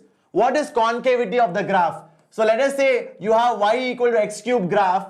Now when you have y equal to x cube graph, you look at this portion below 0. You look at this portion, it is concave downwards, and that portion is concave upwards. So here it is concave upwards, here it is concave downwards. So that means the concavity of the graph is changing about the point 0 for x cube graph. So x cube graph will have 0 as a point of inflection. So it is neither a maxima nor a minima, but rather it is called as a point of inflection. Are you all clear? Everybody? So did you guys understand that? Okay. So if you are clear with it, then let us move forward to the next one. So this is your second order derivative test, which everybody must be knowing. So please have a look at this. So what is your second order derivative test? Your second order derivative test says, first figure out your critical points. So this will give you all your critical points. Now at those critical points, check your f double dash of x. If your f double dash of x is positive, it is a point of minima. If your f double dash of x is negative, it is a point of maxima. So that's it. This is your second order derivative test. Okay. Sashiram, don't worry about that. Yeah. Okay, perfect. So with that, let us move forward to the next one. Now we are finally moving on to integration. So guys, I hope you're all excited. How many of you are here? Can you guys give me a yes or a yo in the chat? Let me at least know how many people are watching.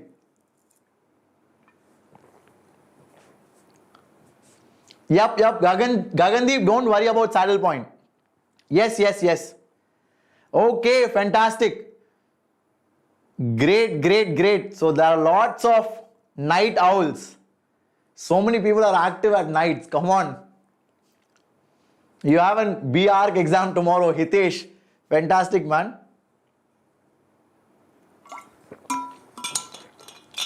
Okay. So people, let us go to integration now. We will try to understand the basics of it. So you have integral of x power n is x to the power n plus 1 by n plus 1. I'm sure you guys are aware of the basics. So these are all the basic formulae. Senthil Nathan, I will come to that. Please wait for it. Integral of 1 by x is log x. And guys, whenever you have indefinite integration, what do you mean by indefinite integration? Indefinite integration is integration without limits. You can think of it like that. Okay. So whenever you have an indefinite integration, that is integration without the limits, then you always need to add a constant. However, you have an objective exam, so no worries. Yes, Saurav Ja, it is a live session. Okay, so e power x integration is e power x, a power x is a power x by ln a, sin x integration is min x cos x. So guys, please understand, integration and differentiation are reverse process. So if you differentiate this, you will get the inside quantity. If you differentiate this, you will get the inside quantity. If you differentiate this, you will get the inside quantity. If you differentiate this, you will get the inside quantity. If you differentiate this, you will get the inside quantity. I hope you guys are aware of it. Okay? Everybody? So shall I move forward? These are all very basic. I'm pretty sure that you guys must be aware if you are a serious aspirant. So let me quickly move ahead. Now, the next one, let me just read through this. You guys can make a note of it. Integral of cos x is nothing but sin x. Integral of secant square x is nothing but tan x. Integral of cosecant square x is nothing but minus cot x. Integral of secant x tan x is nothing but secant x. Integral of cosecant x cot x is minus cosecant x. And integral of cot x is log sin x. Guys, very important. Please download the PDF after the class. Yes, once the PDF will be available to you after the session is over, you can download it and maybe go through it before your exam. Okay, I have made sure I included most of the important formulas, so it will be of use. Pakka. So yeah, let's keep going. These are all just formulae. There's nothing to explain here. And again, list of formulas. I know from here you guys start struggling. Sir, from this portion I find it very hard, sir. What to do? You have to remember, man. You have to remember, no other option. Okay, so guys, this is where the train will get stuck. So please make sure everybody remembers these formulas. Okay. Yes, Mohammad Mubin, the PDF will be very useful for revision.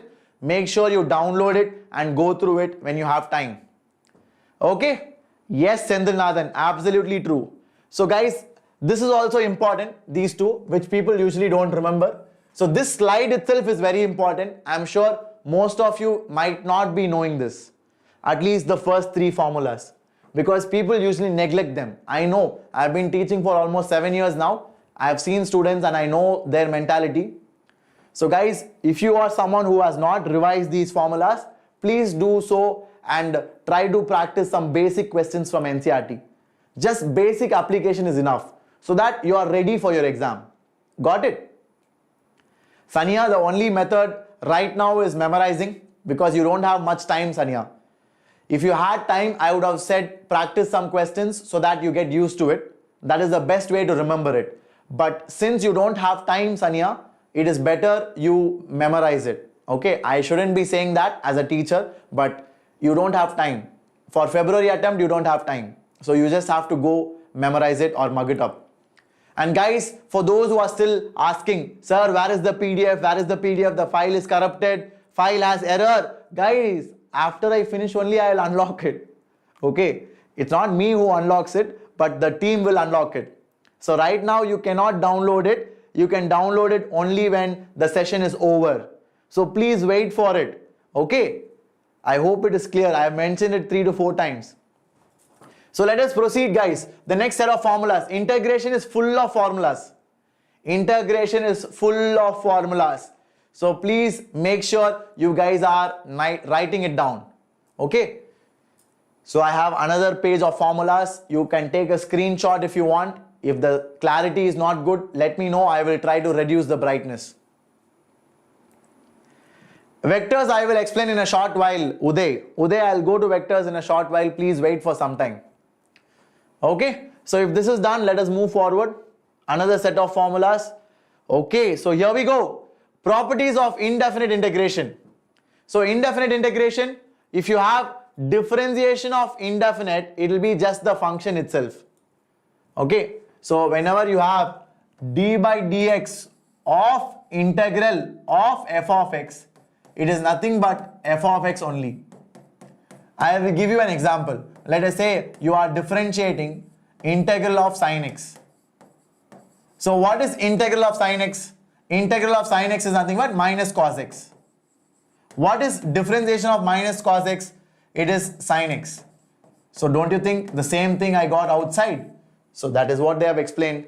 Are you all clear? Everybody clear with this? Yes, I will come to Leibniz rule. No, the video will not be deleted. Don't worry. Okay, perfect. Then the next one is whenever you have a scalar into a function, let's say, okay, how do I do this? I knew that was going to happen. Okay. So whenever you have a scalar into a function, the scalar can be taken outside. Got it? And whenever you have f of x plus or minus g of x, then the integral can be split to both of them. So it is distributive over addition and subtraction. Then if f of x integral is f of x plus c, then f of ax plus b is f of ax plus b by a. Guys, this is a very important rule which usually again people forget. This is a very important rule. Okay, so please remember that. So whenever you have f of x integral is capital F of x, then integral of f of small ax plus b will be equal to f of capital Ax plus b by a. So you need to divide by the coefficient of x. Don't forget to do that. So for example, integral of sin x is what? Integral of sin x is minus cos x. But what is integral of sin 2x? Sin 2x will be minus cos 2x. Don't stop there. Sometimes people stop there. What you should do? You should divide by 2. Don't forget that. Okay? Don't forget that. Everybody clear with it? Okay, very good, Sparsh. That's right. So let us move forward to the next one. What is the isolate rule? Isolate method is used for integral of product of two functions. So whenever you have a product of two functions and you want to integrate it, how do you do it? You do it by using the isolate rule. So in isolate, it is very important to choose one of them as the first function and another one as the second function. So here I have taken f of x to be the first function and g of x to be the second function. So how do you integrate it? It is nothing but first function into integral of second function minus differentiation of first function into integral of second function, the whole integral. Are you all clear? So that is how it goes. This is what we call as by parts. This is what we call as integration by parts. Let me repeat it. It is nothing but first function into integral of second function minus derivative of first function into integral of second function, the whole integral. Okay, are you all fine with that? Everybody? Yes, exactly, little demon. That's right. All the best, Sarabgan Singh Arora. Very good. Do well tomorrow. Now, why did I mention isolate? What is the point of doing that? Sir, why did you give isolate, sir? Is there anything related to that? Yes. how do you choose your first function and second function? Do you randomly take it? No, you don't randomly take it. It is through a method. What method is that? That method is called as your isolate. So first preference is given to inverse trigonometric function. Second preference is logarithmic function. Third preference is algebraic function. Fourth preference is trigonometric function. And fifth preference is exponential functions. So this is the order in which you will give priority to all your functions. Are you all clear with that? So your f of x, you take it to be function 1 if it is inverse trigonometric. Your g of x, if it is algebraic, then you take it function 2. So that is the general way. Are you all clear?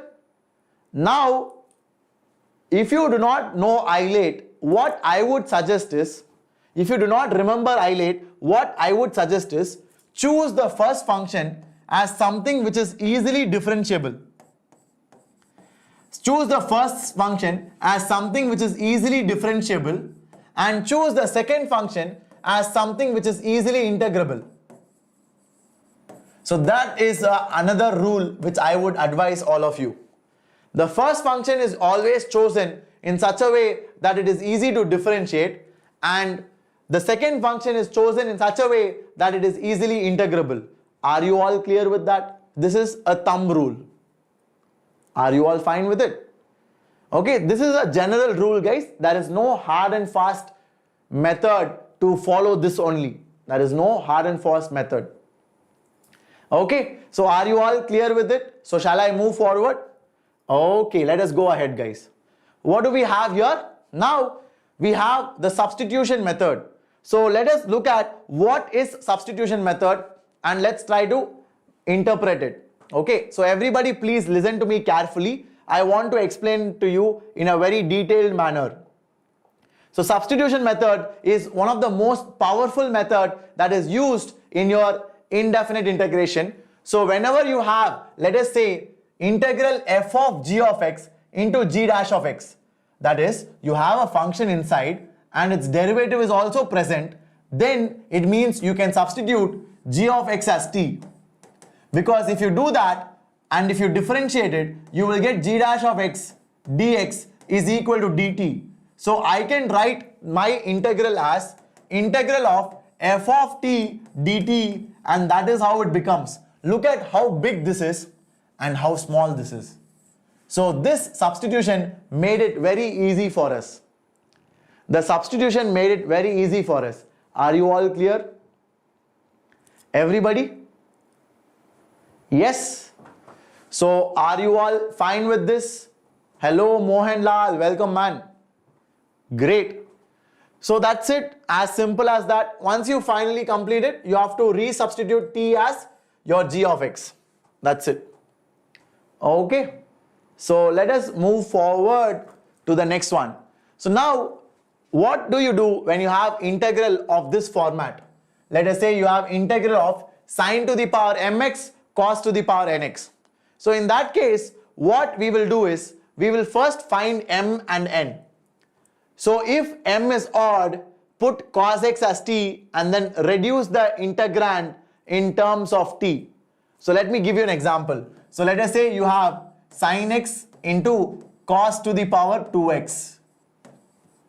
So what will I do here? I will take cos x as t and I will get sin x minus sin x dx is equal to dt.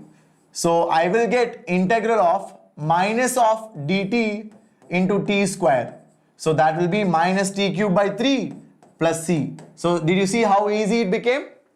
So this is how you try to simplify it. Are you all clear with it? Whenever your m is odd. Now if your n is odd, you do the opposite. If your n is odd, let me give you a slightly difficult example. So let us say you have sine square t into cos of to the power 3t. So in this case, what I'll do is, I will take sin t as some x. So I will get cos t dt to be my dx.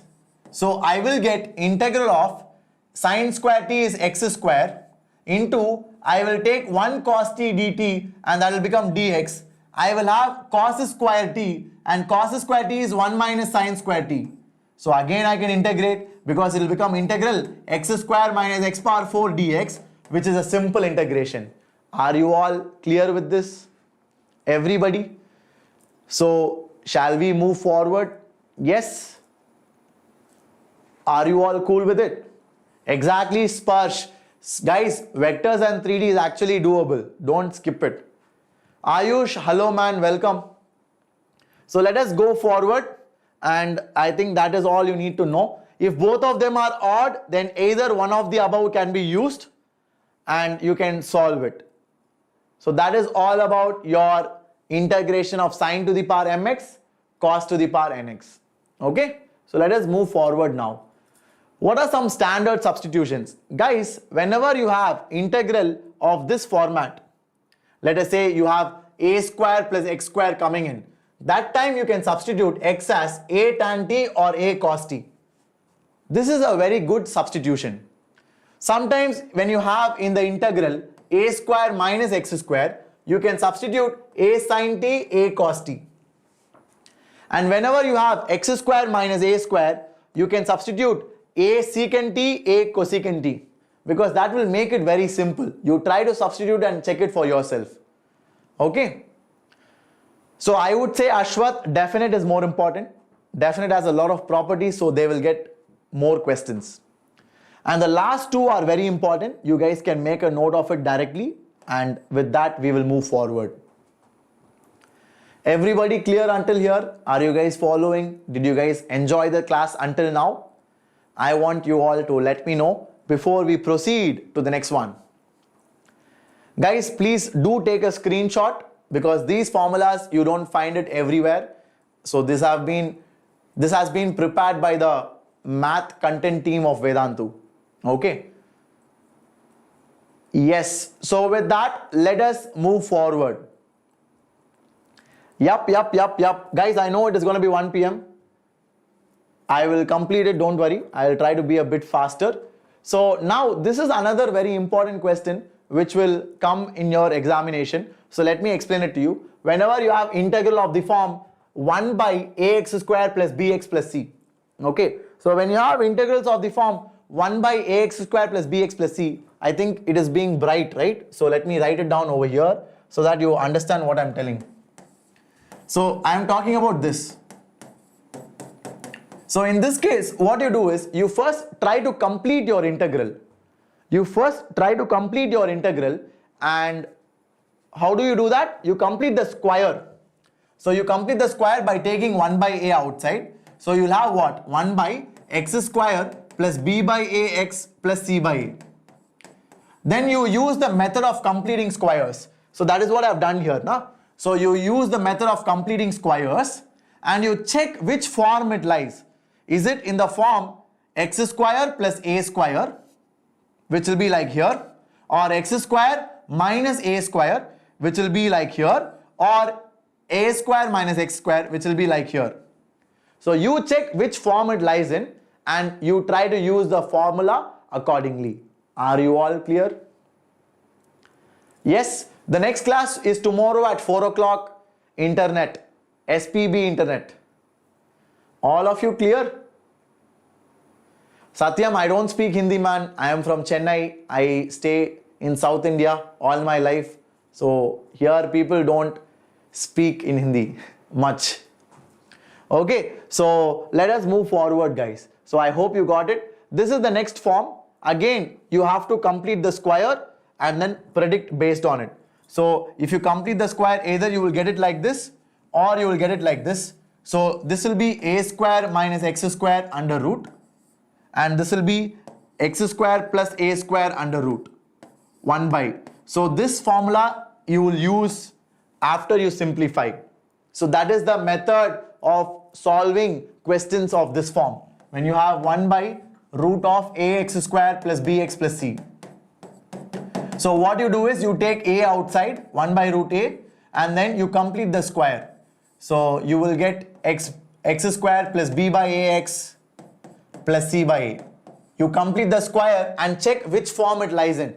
Does it lie in this form or this form? and use the formula accordingly. Are you all clear with it? Yes, promise, there are 2 sessions tomorrow. I have a surprise session for you. Okay. All the best, Sobia. Very well. Do very well. And let me know how it goes. Okay. So people, let us go forward. Everybody clear with it, na? So like I said, you use any one of these formulas depending on what method it lies in.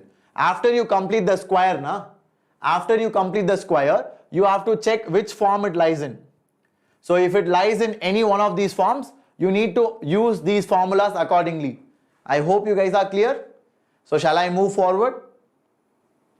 Everybody? So people, are you all ready for definite integration? Come on guys, we still have a few more chapters left. Are you all ready or you are giving up? Yeah? What? People are already tired. Yeah, Satyam, I know, man. Okay, some people are ready, some people are sleepy. Priyal Singh, very good.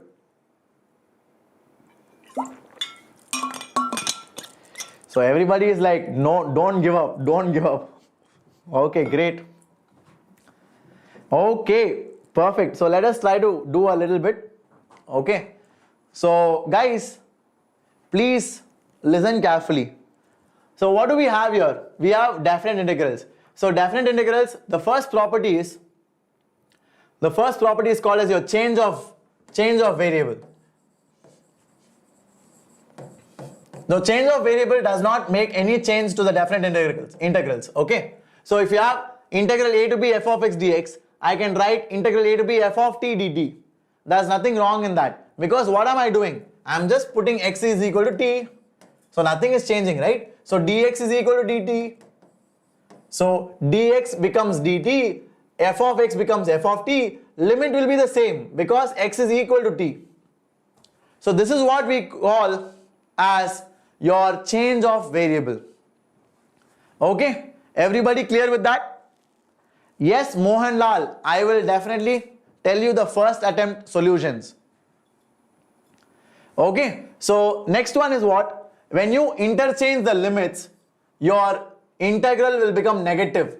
Whenever you interchange the limits, you see b came here and a went there. So whenever you interchange the limits, the definite integral will get a negative sign. Are you all clear with that? Okay. And then when you have integral a to b f of x dx, it can be separated as a to c f of x dx plus c to b f of x dx. So this is very useful in the case of piecewise defined function. So this is very useful in the case of piecewise defined functions. Are you all fine with that, everybody? Yes? Got it? So shall I move forward? Perfect. So these are all the properties which are very important in definite integration. The first one, guys, I cannot emphasize the importance of this. Everybody knows this. What is this?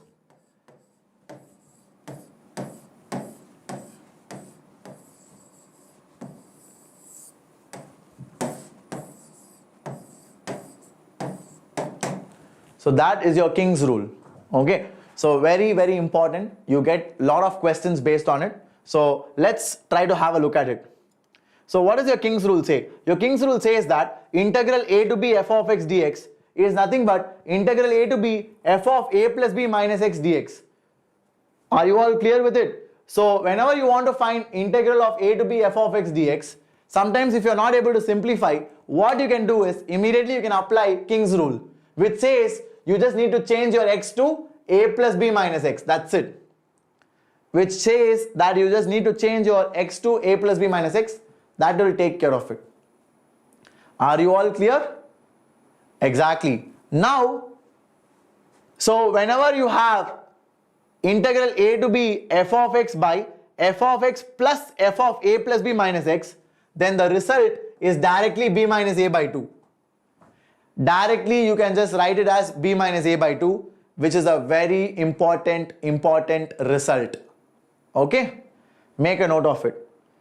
And whenever you have 0 to a, you can again apply King's rule. It will become 0 plus a minus x.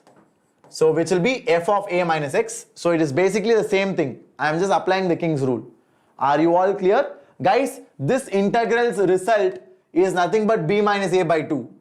So whenever you have a question in this format, you can directly put b minus a by 2. You will get the answer in 15 seconds.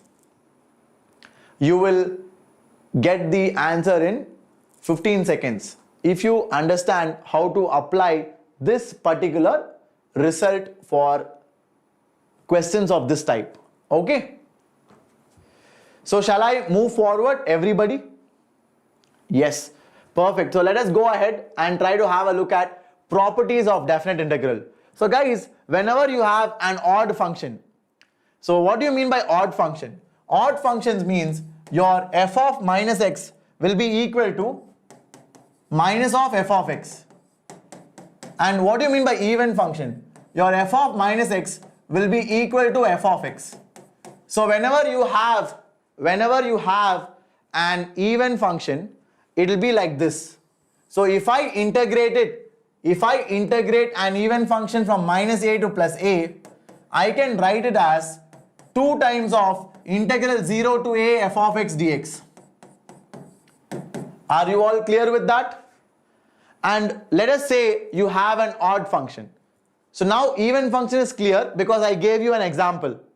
So you see minus a to plus a, I can write it as 0 to a into 2. I can write it as 0 to a, which is this region, I can do into 2.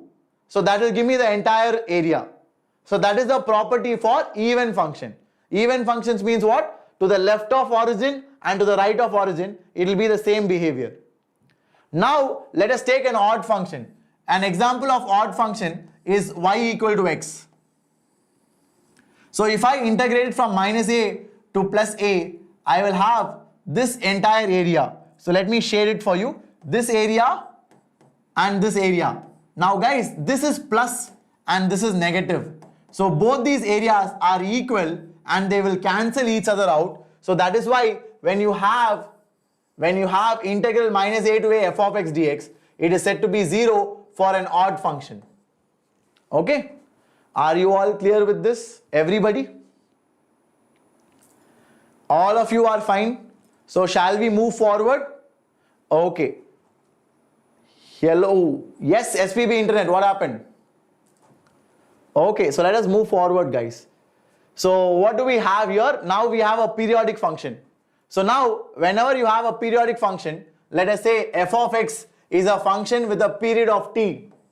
Then if you have integral a to a plus nt, where n is a integer or n is a positive natural number, whatever, n is an integer or a positive natural number, then this f of x dx integral can be written as n times of integral 0 to t f of x dx. Because since it's a periodic function, it keeps repeating its behavior, so I can write it as n times of 0 to t f of t dt. As simple as that. Why is this possible? This is only possible for a periodic function. You cannot apply it for everything. Are you all clear? Everybody? Satvika, very good Satvika, all the best, do well Satvika. Okay? I hope you will achieve what you dream and score what you have aimed for. Okay? So let us move forward to the next one. Now coming to your Newton-Leibniz theorem. So this is very useful in your L hospital. This is very useful in your L hospital or L'Hôpital method. How, sir? Because guys, L'Hôpital method, you differentiate your numerator and you differentiate your denominator. Na? So sometimes what they do is, to give you a tough question, they will give you an integral in the numerator with variable limits. Whenever you have integral with variable limits on the numerator and you are trying to differentiate it, you need to differentiate using Leibniz rule. So what does your Newton-Leibniz rule say? If you have, let us say, integral u of x to v of x f of t dt, and I want to differentiate it, let us say I want to differentiate with respect to x. So what will this be? This will be f of upper limit. F of upper limit is what? F of v of x into v dash of x. Okay, f of v of x into v dash of x minus f of lower limit into u dash of x. I hope you guys understood it. So what do? You will do f of upper limit into derivative of upper limit minus f of lower limit into derivative of lower limit. Okay, are you guys clear? That is how you do Newton-Leibniz differentiation of an integral. All of you fine with it? So shall I move forward? Everybody? Yes? Fantastic, guys. So this is how you do it. Now let us go to the next one, which is your Wally's formula. Wally's integral formula is used only for this integral. Okay, Wally's integral formula is used only for this integral. Only for this integral. Okay, so whenever you have integral 0 to pi by 2 sine to the power mx cos to the power nx dx, where m and n belong to natural number, you can use this particular formula. Please note it down. There is nothing to explain here. Just remember the formula. If you remember it, you will get it correct. Okay.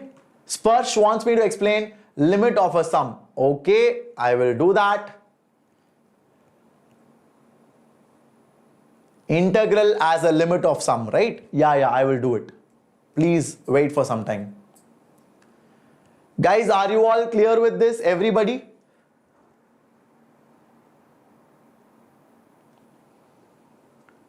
Wally's formula. Yes. So we are almost done with integration. So I have only vectors and 3D remaining, because probability I think you guys can manage. So only vectors and 3D we will do. So we'll try to do it fast, guys. I'll finish it off. Don't worry. By 1:30 I'll finish, because I also have to sleep. Okay.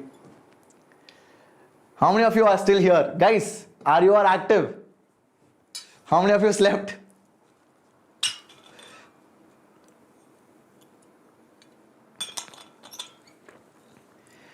Okay, Kaipulla is still there. Kaipulla irka by main. Okay, great. Priyal Singh is still here. Lenovo account, Sparsh, Sejal. Great. Okay. Fantastic. So guys, let's keep moving forward. I hope you guys have noted it down. Now, Sparsh was asking something, right? Integral as a limit of sum. So guys, if you have a question, limit n tending to n tending to infinity, if you have something like, let's say, f of r by n into 1 by n, summation r equal to 0 to n, then this is converted as, this summation will be integral, the lower limit will be r lower by n, r upper by n, and this 1 by n will become dx, r by n will become f of x. So Sparsh, that is how you convert a limit of a sum to an integral. Now what is r lower? R lower is 0. So 0 by n is 0. So this will be 0. What is r upper? R upper is n by n will be 1. So this will be 1. So I just mentioned it because in your question you can get anything. You can get r upper to be 2n, r upper to be 3n. So accordingly you have to change. Did you like it? This is the simple strategy which you have to follow to convert limit of a sum into an integral. Okay? Does that make sense, everybody? So shall I move forward? Yes? Okay, great. So let us go ahead to the next one, which is vectors. Okay, finally we are here at vectors. Okay, so guys, let's quickly run through vectors. I think areas and differential equations I didn't do, but no problem. We will try to cover it some other time. So now, when are two vectors said to be equal? Two vectors are said to be equal if they are of the same length, and if they have the same direction. Okay, so two vectors are same or equal only if their magnitude and directions are the same. Very easy. Did you guys understand that? Okay. Now, what is scalar product of two vectors? Scalar product is nothing but the dot product. So it is nothing but A dot B. So what is your A dot B? Your A dot B is nothing but mod A into mod B into cos theta, where cos theta is nothing but the angle between the two vectors. Where theta is nothing but the angle between the two vectors. So that is how, my friends, you find out the dot product, which is also called as a scalar product. Why it is called scalar product? Because the result you get from it, the result which you get from it is a scalar quantity. It has no direction, only magnitude. Are you all fine with that, everybody?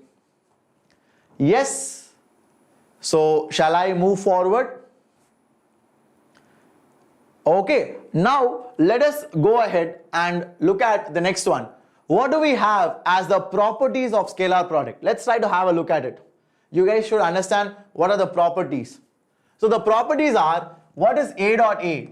A dot A is nothing but mod A square, because it is nothing but mod A into cos of 0. Why cos of 0? Because the angle between A vector and A vector is 0 only, and cos of 0 is 1. So that is why you get mod A square. Okay, and scalar product is commutative in nature. What do I mean by commutative in nature? Commutative in nature means A dot B is the same as B dot A. Yes, Aditya, you can watch, you can take analog watches, but I don't know whether they'll allow. So if they don't allow, you have to remove it. As simple as that. Okay, so if you want, take a very simple analog watch and that should be fine. Okay, so now let's look at the next property. Your dot product is distributive over addition of vectors. So whenever you have A dot B plus C, you can write it as A dot B plus A dot C, which is called as your distributive property. Now whenever the dot product is 0, that means both the vectors are perpendicular to each other, provided both of them are not 0. If both the vectors are not 0 and if the dot product is 0, that means they are perpendicular to each other. What is I dot I is 1, J dot J is 1, K dot K is 1. I dot J is 0, J dot K is 0, K dot I is 0, because they are all perpendicular to each other. Are you all clear with that? And now coming to the last point. The last point is very important. Okay, the last point I want everybody to understand. Please listen carefully, guys. What is the last point? The last point is projection of a vector A on B. So whenever you want to find the projection of vector A on B vector, it is nothing but A vector dot B cap. So that is how you find it. Okay, so the projection of A vector on B vector is nothing but A vector dot B cap. What is B cap? B cap is a unit vector along B. So it will be B vector divided by modulus of B vector. Okay, so that is how you find it. Okay, are you all clear? So shall we move forward? Great. So let us go ahead to the next one. So now we have vector product of two vectors. So what is the vector product? A cross B is equal to mod A into mod B sine theta n cap. So now what is this n cap? N cap is nothing but given by your right hand rule. So if you have two vectors, let's say your A vector is here, your B vector is here. So A cross B will be perpendicularly outward. So this is the direction of A cross B. So A, you point your fingers and you curl it towards B. Wherever your thumb points, that is going to be the direction of A cross B.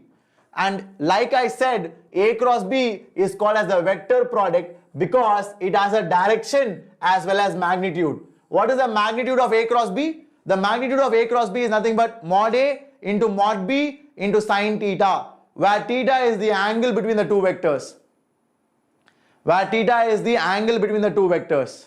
Got it? Now, this is your Lagrange's identity, a very useful result. You guys can make a note of it. A cross B whole square is equal to mod A square mod B square minus A dot B whole square.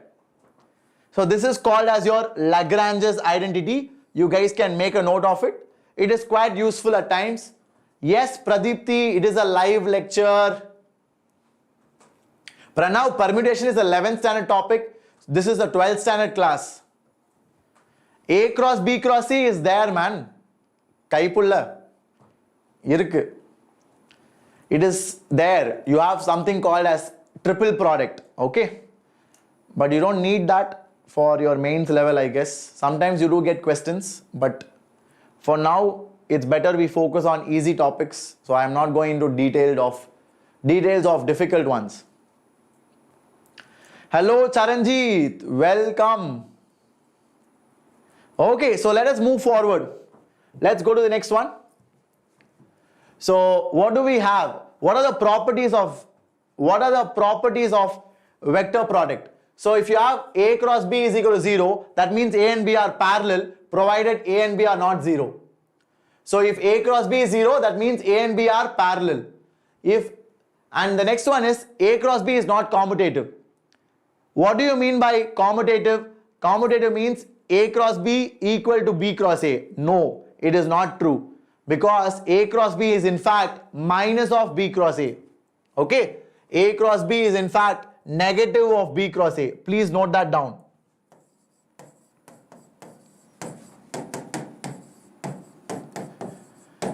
Okay? So is that fine, people? Perfect. Now, after that, what do we have here? MA cross B is equal to A cross MB. Because M is a scalar, you don't have to worry about it. You can just take it outside and write it as A cross B. And again, cross product is distributive over addition. But please maintain the order. If it is A cross B, write it as A cross B only. You cannot write it ulta. It is distributive over addition, but you have to maintain the order. If it is A cross B plus C, it is going to be A cross B plus A cross C. That order you have to maintain. See, A is coming front, B is coming next. So that same order should be here. Don't write it ulta. That will be wrong. Got it? So let us move forward to the next one. What is over here? So these are the vector product properties.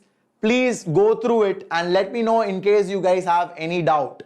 Can you guys go through it? If you have any doubts, please do ask me. These are all very basic results. I cross I is 0, J cross J is 0, K cross K is 0 because they are all parallel. I cross J is K, J cross K is I, K cross I is J. That you get from the cyclic nature. I cross J is K, K cross I is J, J cross K is I. But if you break the cycle, I cross K, it will be minus J. J cross I will be minus K. I cross K will again be minus J. Like that it keeps going. Okay. Are you all fine with that? Everybody? Hi Vinay. Yes, Sparsh, even for subtraction. Okay. Hello Vinay. Welcome man. Great to see you here. So people, with that we will move forward. This is a very important result. From now on we start the important topic. So please pay attention. We are going to some very, very important stuff. I want everybody to listen carefully. So what do we have here? We have vector area. Okay. We have vector area. So let's have a look at it. Yes, I will discuss the February JEE paper. Definitely. Okay. So if you have, let's say, 3 points A, B, C, let us say, these are the 3 points, position vectors of A, position vector B, position vector C, then the area of this triangle is given by this formula. Okay, the area of this triangle is given by half A cross B plus B cross C plus C cross A. So Neera Jain, please try to check it because I think it is clear for everybody else. Okay, so please try to refresh your page. I think you have to increase the video quality. Okay, so guys, this is the area of triangle. This is just bracket, okay? It is just bracket. So you should just do half A cross B plus B cross C plus C cross A. That is how you find the area of a triangle. Now what you will do is, if you want to say ABC are collinear, these are the 3 points, right? ABC. So if you want them to be collinear, what you need to do is very simple. You just need to equate the area to 0, because whenever the area of the triangle formed by ABC is 0, that means they are all collinear points. Are you all clear with it? Very good, Shut Sutaria, that's absolutely right. Very good. So that is how you prove it. Now, area of quadrilateral, how do you find it? So whenever you have a quadrilateral, let us say the two diagonals are given. So let us say you have diagonal D1, you have diagonal D2 given to you. Then the area of that quadrilateral is given by half product of D1 cross D2. This is nothing but your cross product or vector product. So whenever you have the diagonals given to you, the area of the quadrilateral is nothing but half D1 cross D2. Is that clear to everybody? So shall I move forward? Okay. So the PDF will be shared to you right after the class. So please do try to download it and go through it, guys. Okay. Everybody clear with that? Perfect. Now, shortest distance between two lines, a very important formula. So guys, please listen carefully. Whenever you have two lines in a space, right, you have the shortest distance between them, because you can have two skew lines. So these two are called as skew lines. They will never touch each other. So for these two lines, you have a shortest distance. So how do you measure that shortest distance? I want to understand. So that is given by this formula. So let us say you have two lines. Let us say you have two lines which pass through a fixed point B and which pass through a fixed point A. And the direction of the first line is P vector and the direction of second line is Q vector. Then the shortest distance is nothing but this formula over here. It is nothing but B minus A dot P cross Q by modulus of P cross Q. What is P and Q? P and Q are the directions of the lines P1, L1 and L2. P is the direction of line L1, Q is the direction of line L2, and B and A are the fixed points on those lines. P and Q are the direction of the lines, B and A are the fixed point on those lines. So this is how you find the shortest distance. So this is for skew lines which are not intersecting. Skew lines, okay. Now what if you have parallel lines? Okay, so this is for skew line. Let's leave out skew line. What if you have parallel lines? So if you have parallel lines like this, what is the shortest distance D? Again, you need to know 2 points, A1 and A2. A1 and A2 are the fixed points on the two lines, and the direction of the two lines are B vector only, because both of them are parallel. Since both the lines are parallel, you will have B vector only. So then the shortest distance is given by this particular formula, which is B cross A2 minus A1 by modulus of B vector. So this is the formula for distance between two parallel lines, and this is the formula for distance between two skew lines. So please understand both of them and apply them carefully. If they give you parallel lines, use this. If they give you skew lines, you have to use this. Are you guys clear with it? So shall I move forward? Yep. Okay. So people, if you are clear, then let's go forward and try to complete it. Now we are going to come to very important stuff. So people, are you all active? Let me see some active people here in the chat. Please let me know. How many of you are still active? Everybody is tired, huh? Jashwant, what are you doing, man? Mohan Sai. So, Adavadu, what man? You said you're going to sleep. I am making you stay awake, I think. Okay, cool.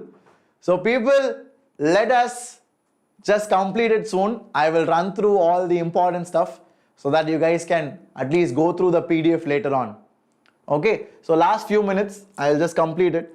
So we have the scalar triple product. Your scalar triple product is nothing but your A dot B cross C. So this is your scalar triple product. Okay, so that is what we write as box of ABC. So guys, box of ABC is nothing but volume of a parallelepiped volume of a parallelepiped with adjacent sides as A vector, B vector, C vector. With adjacent sides as A vector, B vector, C vector. So if you want to find the volume of a parallelepiped means what? It is a parallelogram expanded in 3D. So if you want to find the volume of that, that is given by this formula, box of ABC. Are you all clear with that? And yes, exactly. It is also equivalent to 1/6 of, volume of tetrahedron. Now let us say you want to find volume of tetrahedron whose adjacent sides are given by A vector, B vector, C vector. Then that volume is 1/6 of box of ABC. So that is another formula. I hope you guys got it. Okay. So you know what is volume of parallelepiped. You know what is volume of tetrahedron with adjacent sides as ABC. Now let us look at some more results which are very important. So guys, if you have box of ABC, it is equal to box of BCA, it is equal to box of CAB. So if you change it in order, then you will have the same value. But if you change it in a different way, let's say ABC will be equal to minus of, it will be BAC. So if you change it only once, so here I am making two changes. B comes to A's position and C goes to here, so you get this. So if I am making two changes, then they will be equal in value. But if I make only one change, then they will be negative of each other. Like determinants. Exactly. Are you all clear with it? Everybody? Everybody? Exactly, Gagandeep. That's right. Now guys, if ABC are coplanar, then the box of that will be 0. This is a method to check coplanarity of three vectors. So if they give you a question and if they ask you, find whether the given vectors are coplanar, what you have to do is, you have to find the box product and check if it is equal to 0. If it is equal to 0, then they are all coplanar. Very simple. Okay. So with that, let us go forward.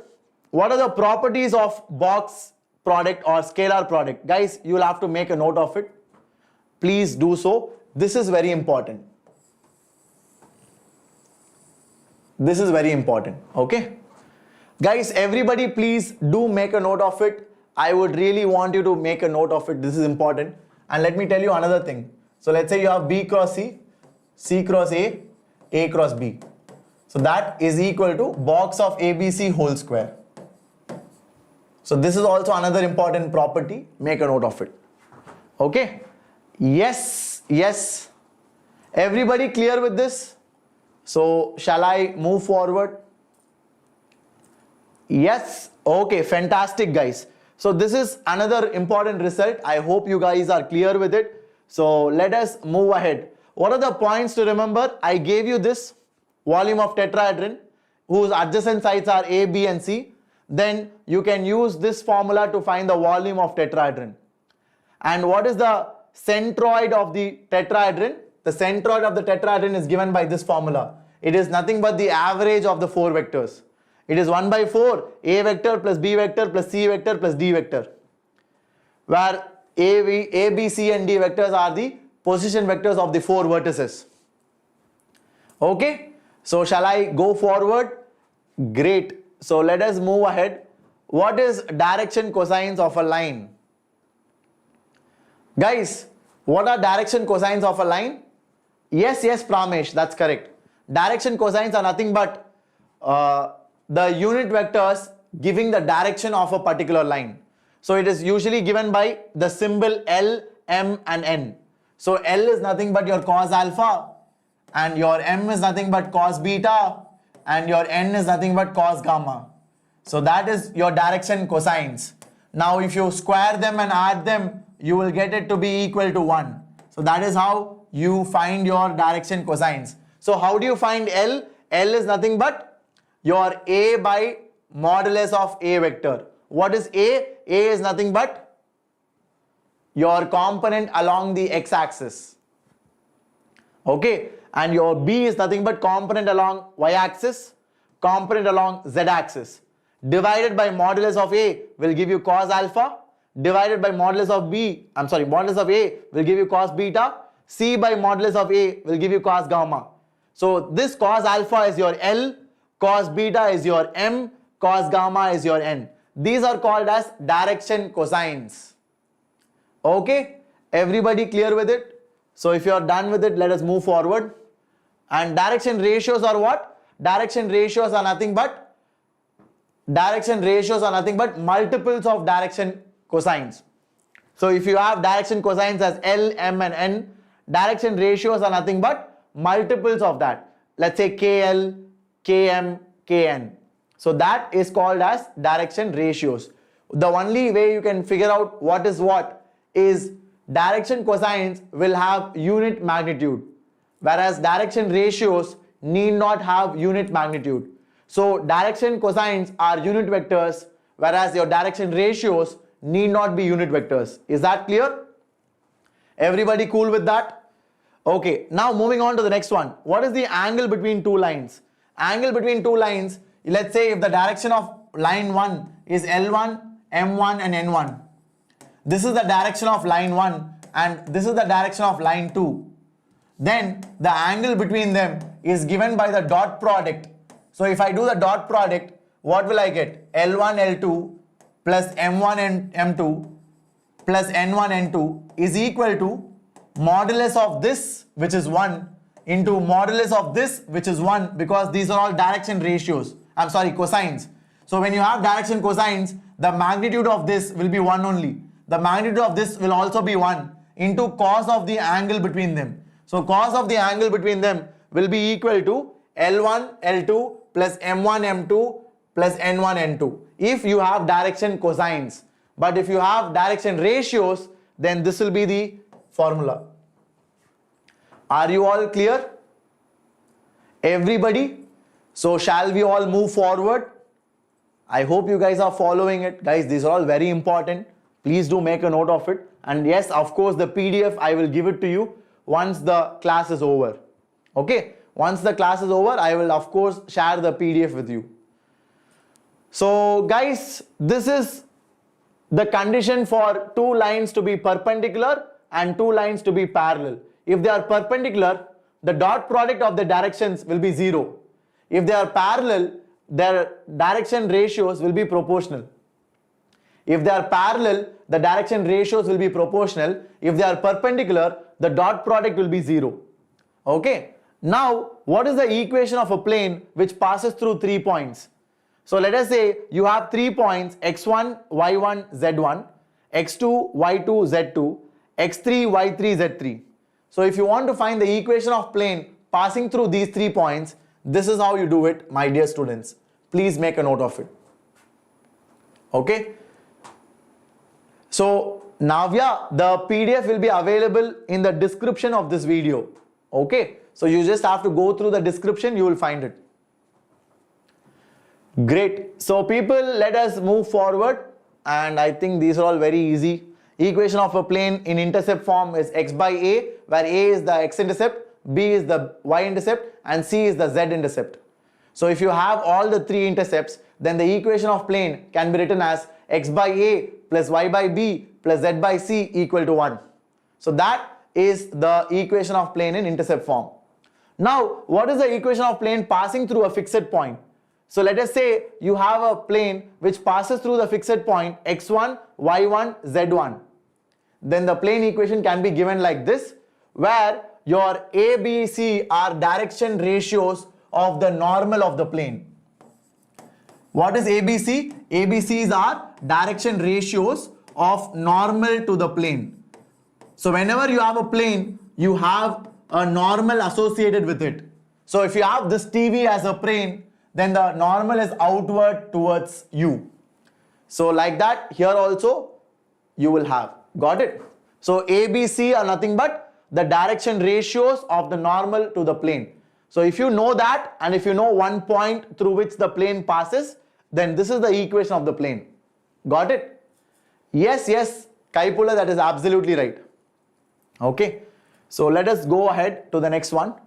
So this is the angle between two planes, and this is the perpendicular distance of a point from a plane. So whenever you have angle between two planes, you are basically finding out the angle between the two normals to the plane. So every plane will have a normal. So if you want to find the angle between two planes, you just have to find the angle between the two normals to those planes. And that is what I have done over here. And I took the dot product. So n1 dot n2 is nothing but mod n1 mod n2 cos theta. So cos theta is nothing but n1 dot n2 by mod n1 mod n2. Okay, and in Cartesian form it will be written like this. Okay, so no need to worry about it. I am sure you guys can handle that. So this is the perpendicular distance. I like this formula a lot because you do get a lot of questions based on it. So this is the formula.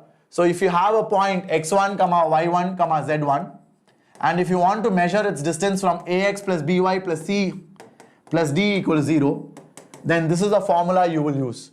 So this is the distance of this point from this plane. From this plane. So this distance, you can find it by this formula. So d is equal to modulus of ax1 plus by1 plus cz1 plus d divided by root of a square plus b square plus c square. Got it? Are you all clear? So shall we follow the next one? Okay, so guys, this is not very important for JEE, so leave this. So this is not necessary. Okay. Now angle between line and a plane is very important. So guys, whenever you have angle between a line and a plane, so this is what we want.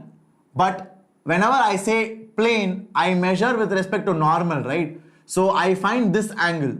But what I am interested in is theta. So I write this as theta. This will be pi by 2 minus theta. So cos of pi by 2 minus theta will be what? Will be equal to normal dot your line direction divided by modulus of normal into modulus of line direction. So use this formula to get your theta, and theta is the angle between them. Okay, theta is the angle between them. Are you all clear? So this theta is the angle between our given line and our plane. Good. So shall I move forward, everybody? Okay, so we are finally done. My God, it took 2 hours 40 minutes. I was expecting to finish it in 1.5 hours. Okay, so guys, in case you liked it, do check out the crash course at Vedantu. So if this session was useful, then imagine studying with us for 45 live classes and for a period of 4 months.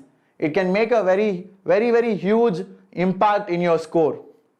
Okay, so because this crash course will have 10 part test and 10 full test, and you will get enough practice to score your dream rank. You can get 150. See guys, 150 is not a very tough score. It can be done with a little bit of smart work, and that we will teach you in the crash course. It is available for a price of 7,000 rupees. I have given you the link to join the course. I have given you my coupon code. My coupon code will give you a discount of 3,000 rupees. So take the coupon code, apply it, enjoy the crash course, and let me know later how well it helped you. Okay?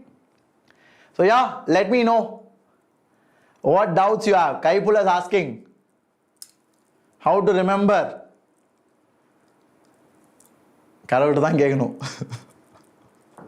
Okay, thank you, Jashwant.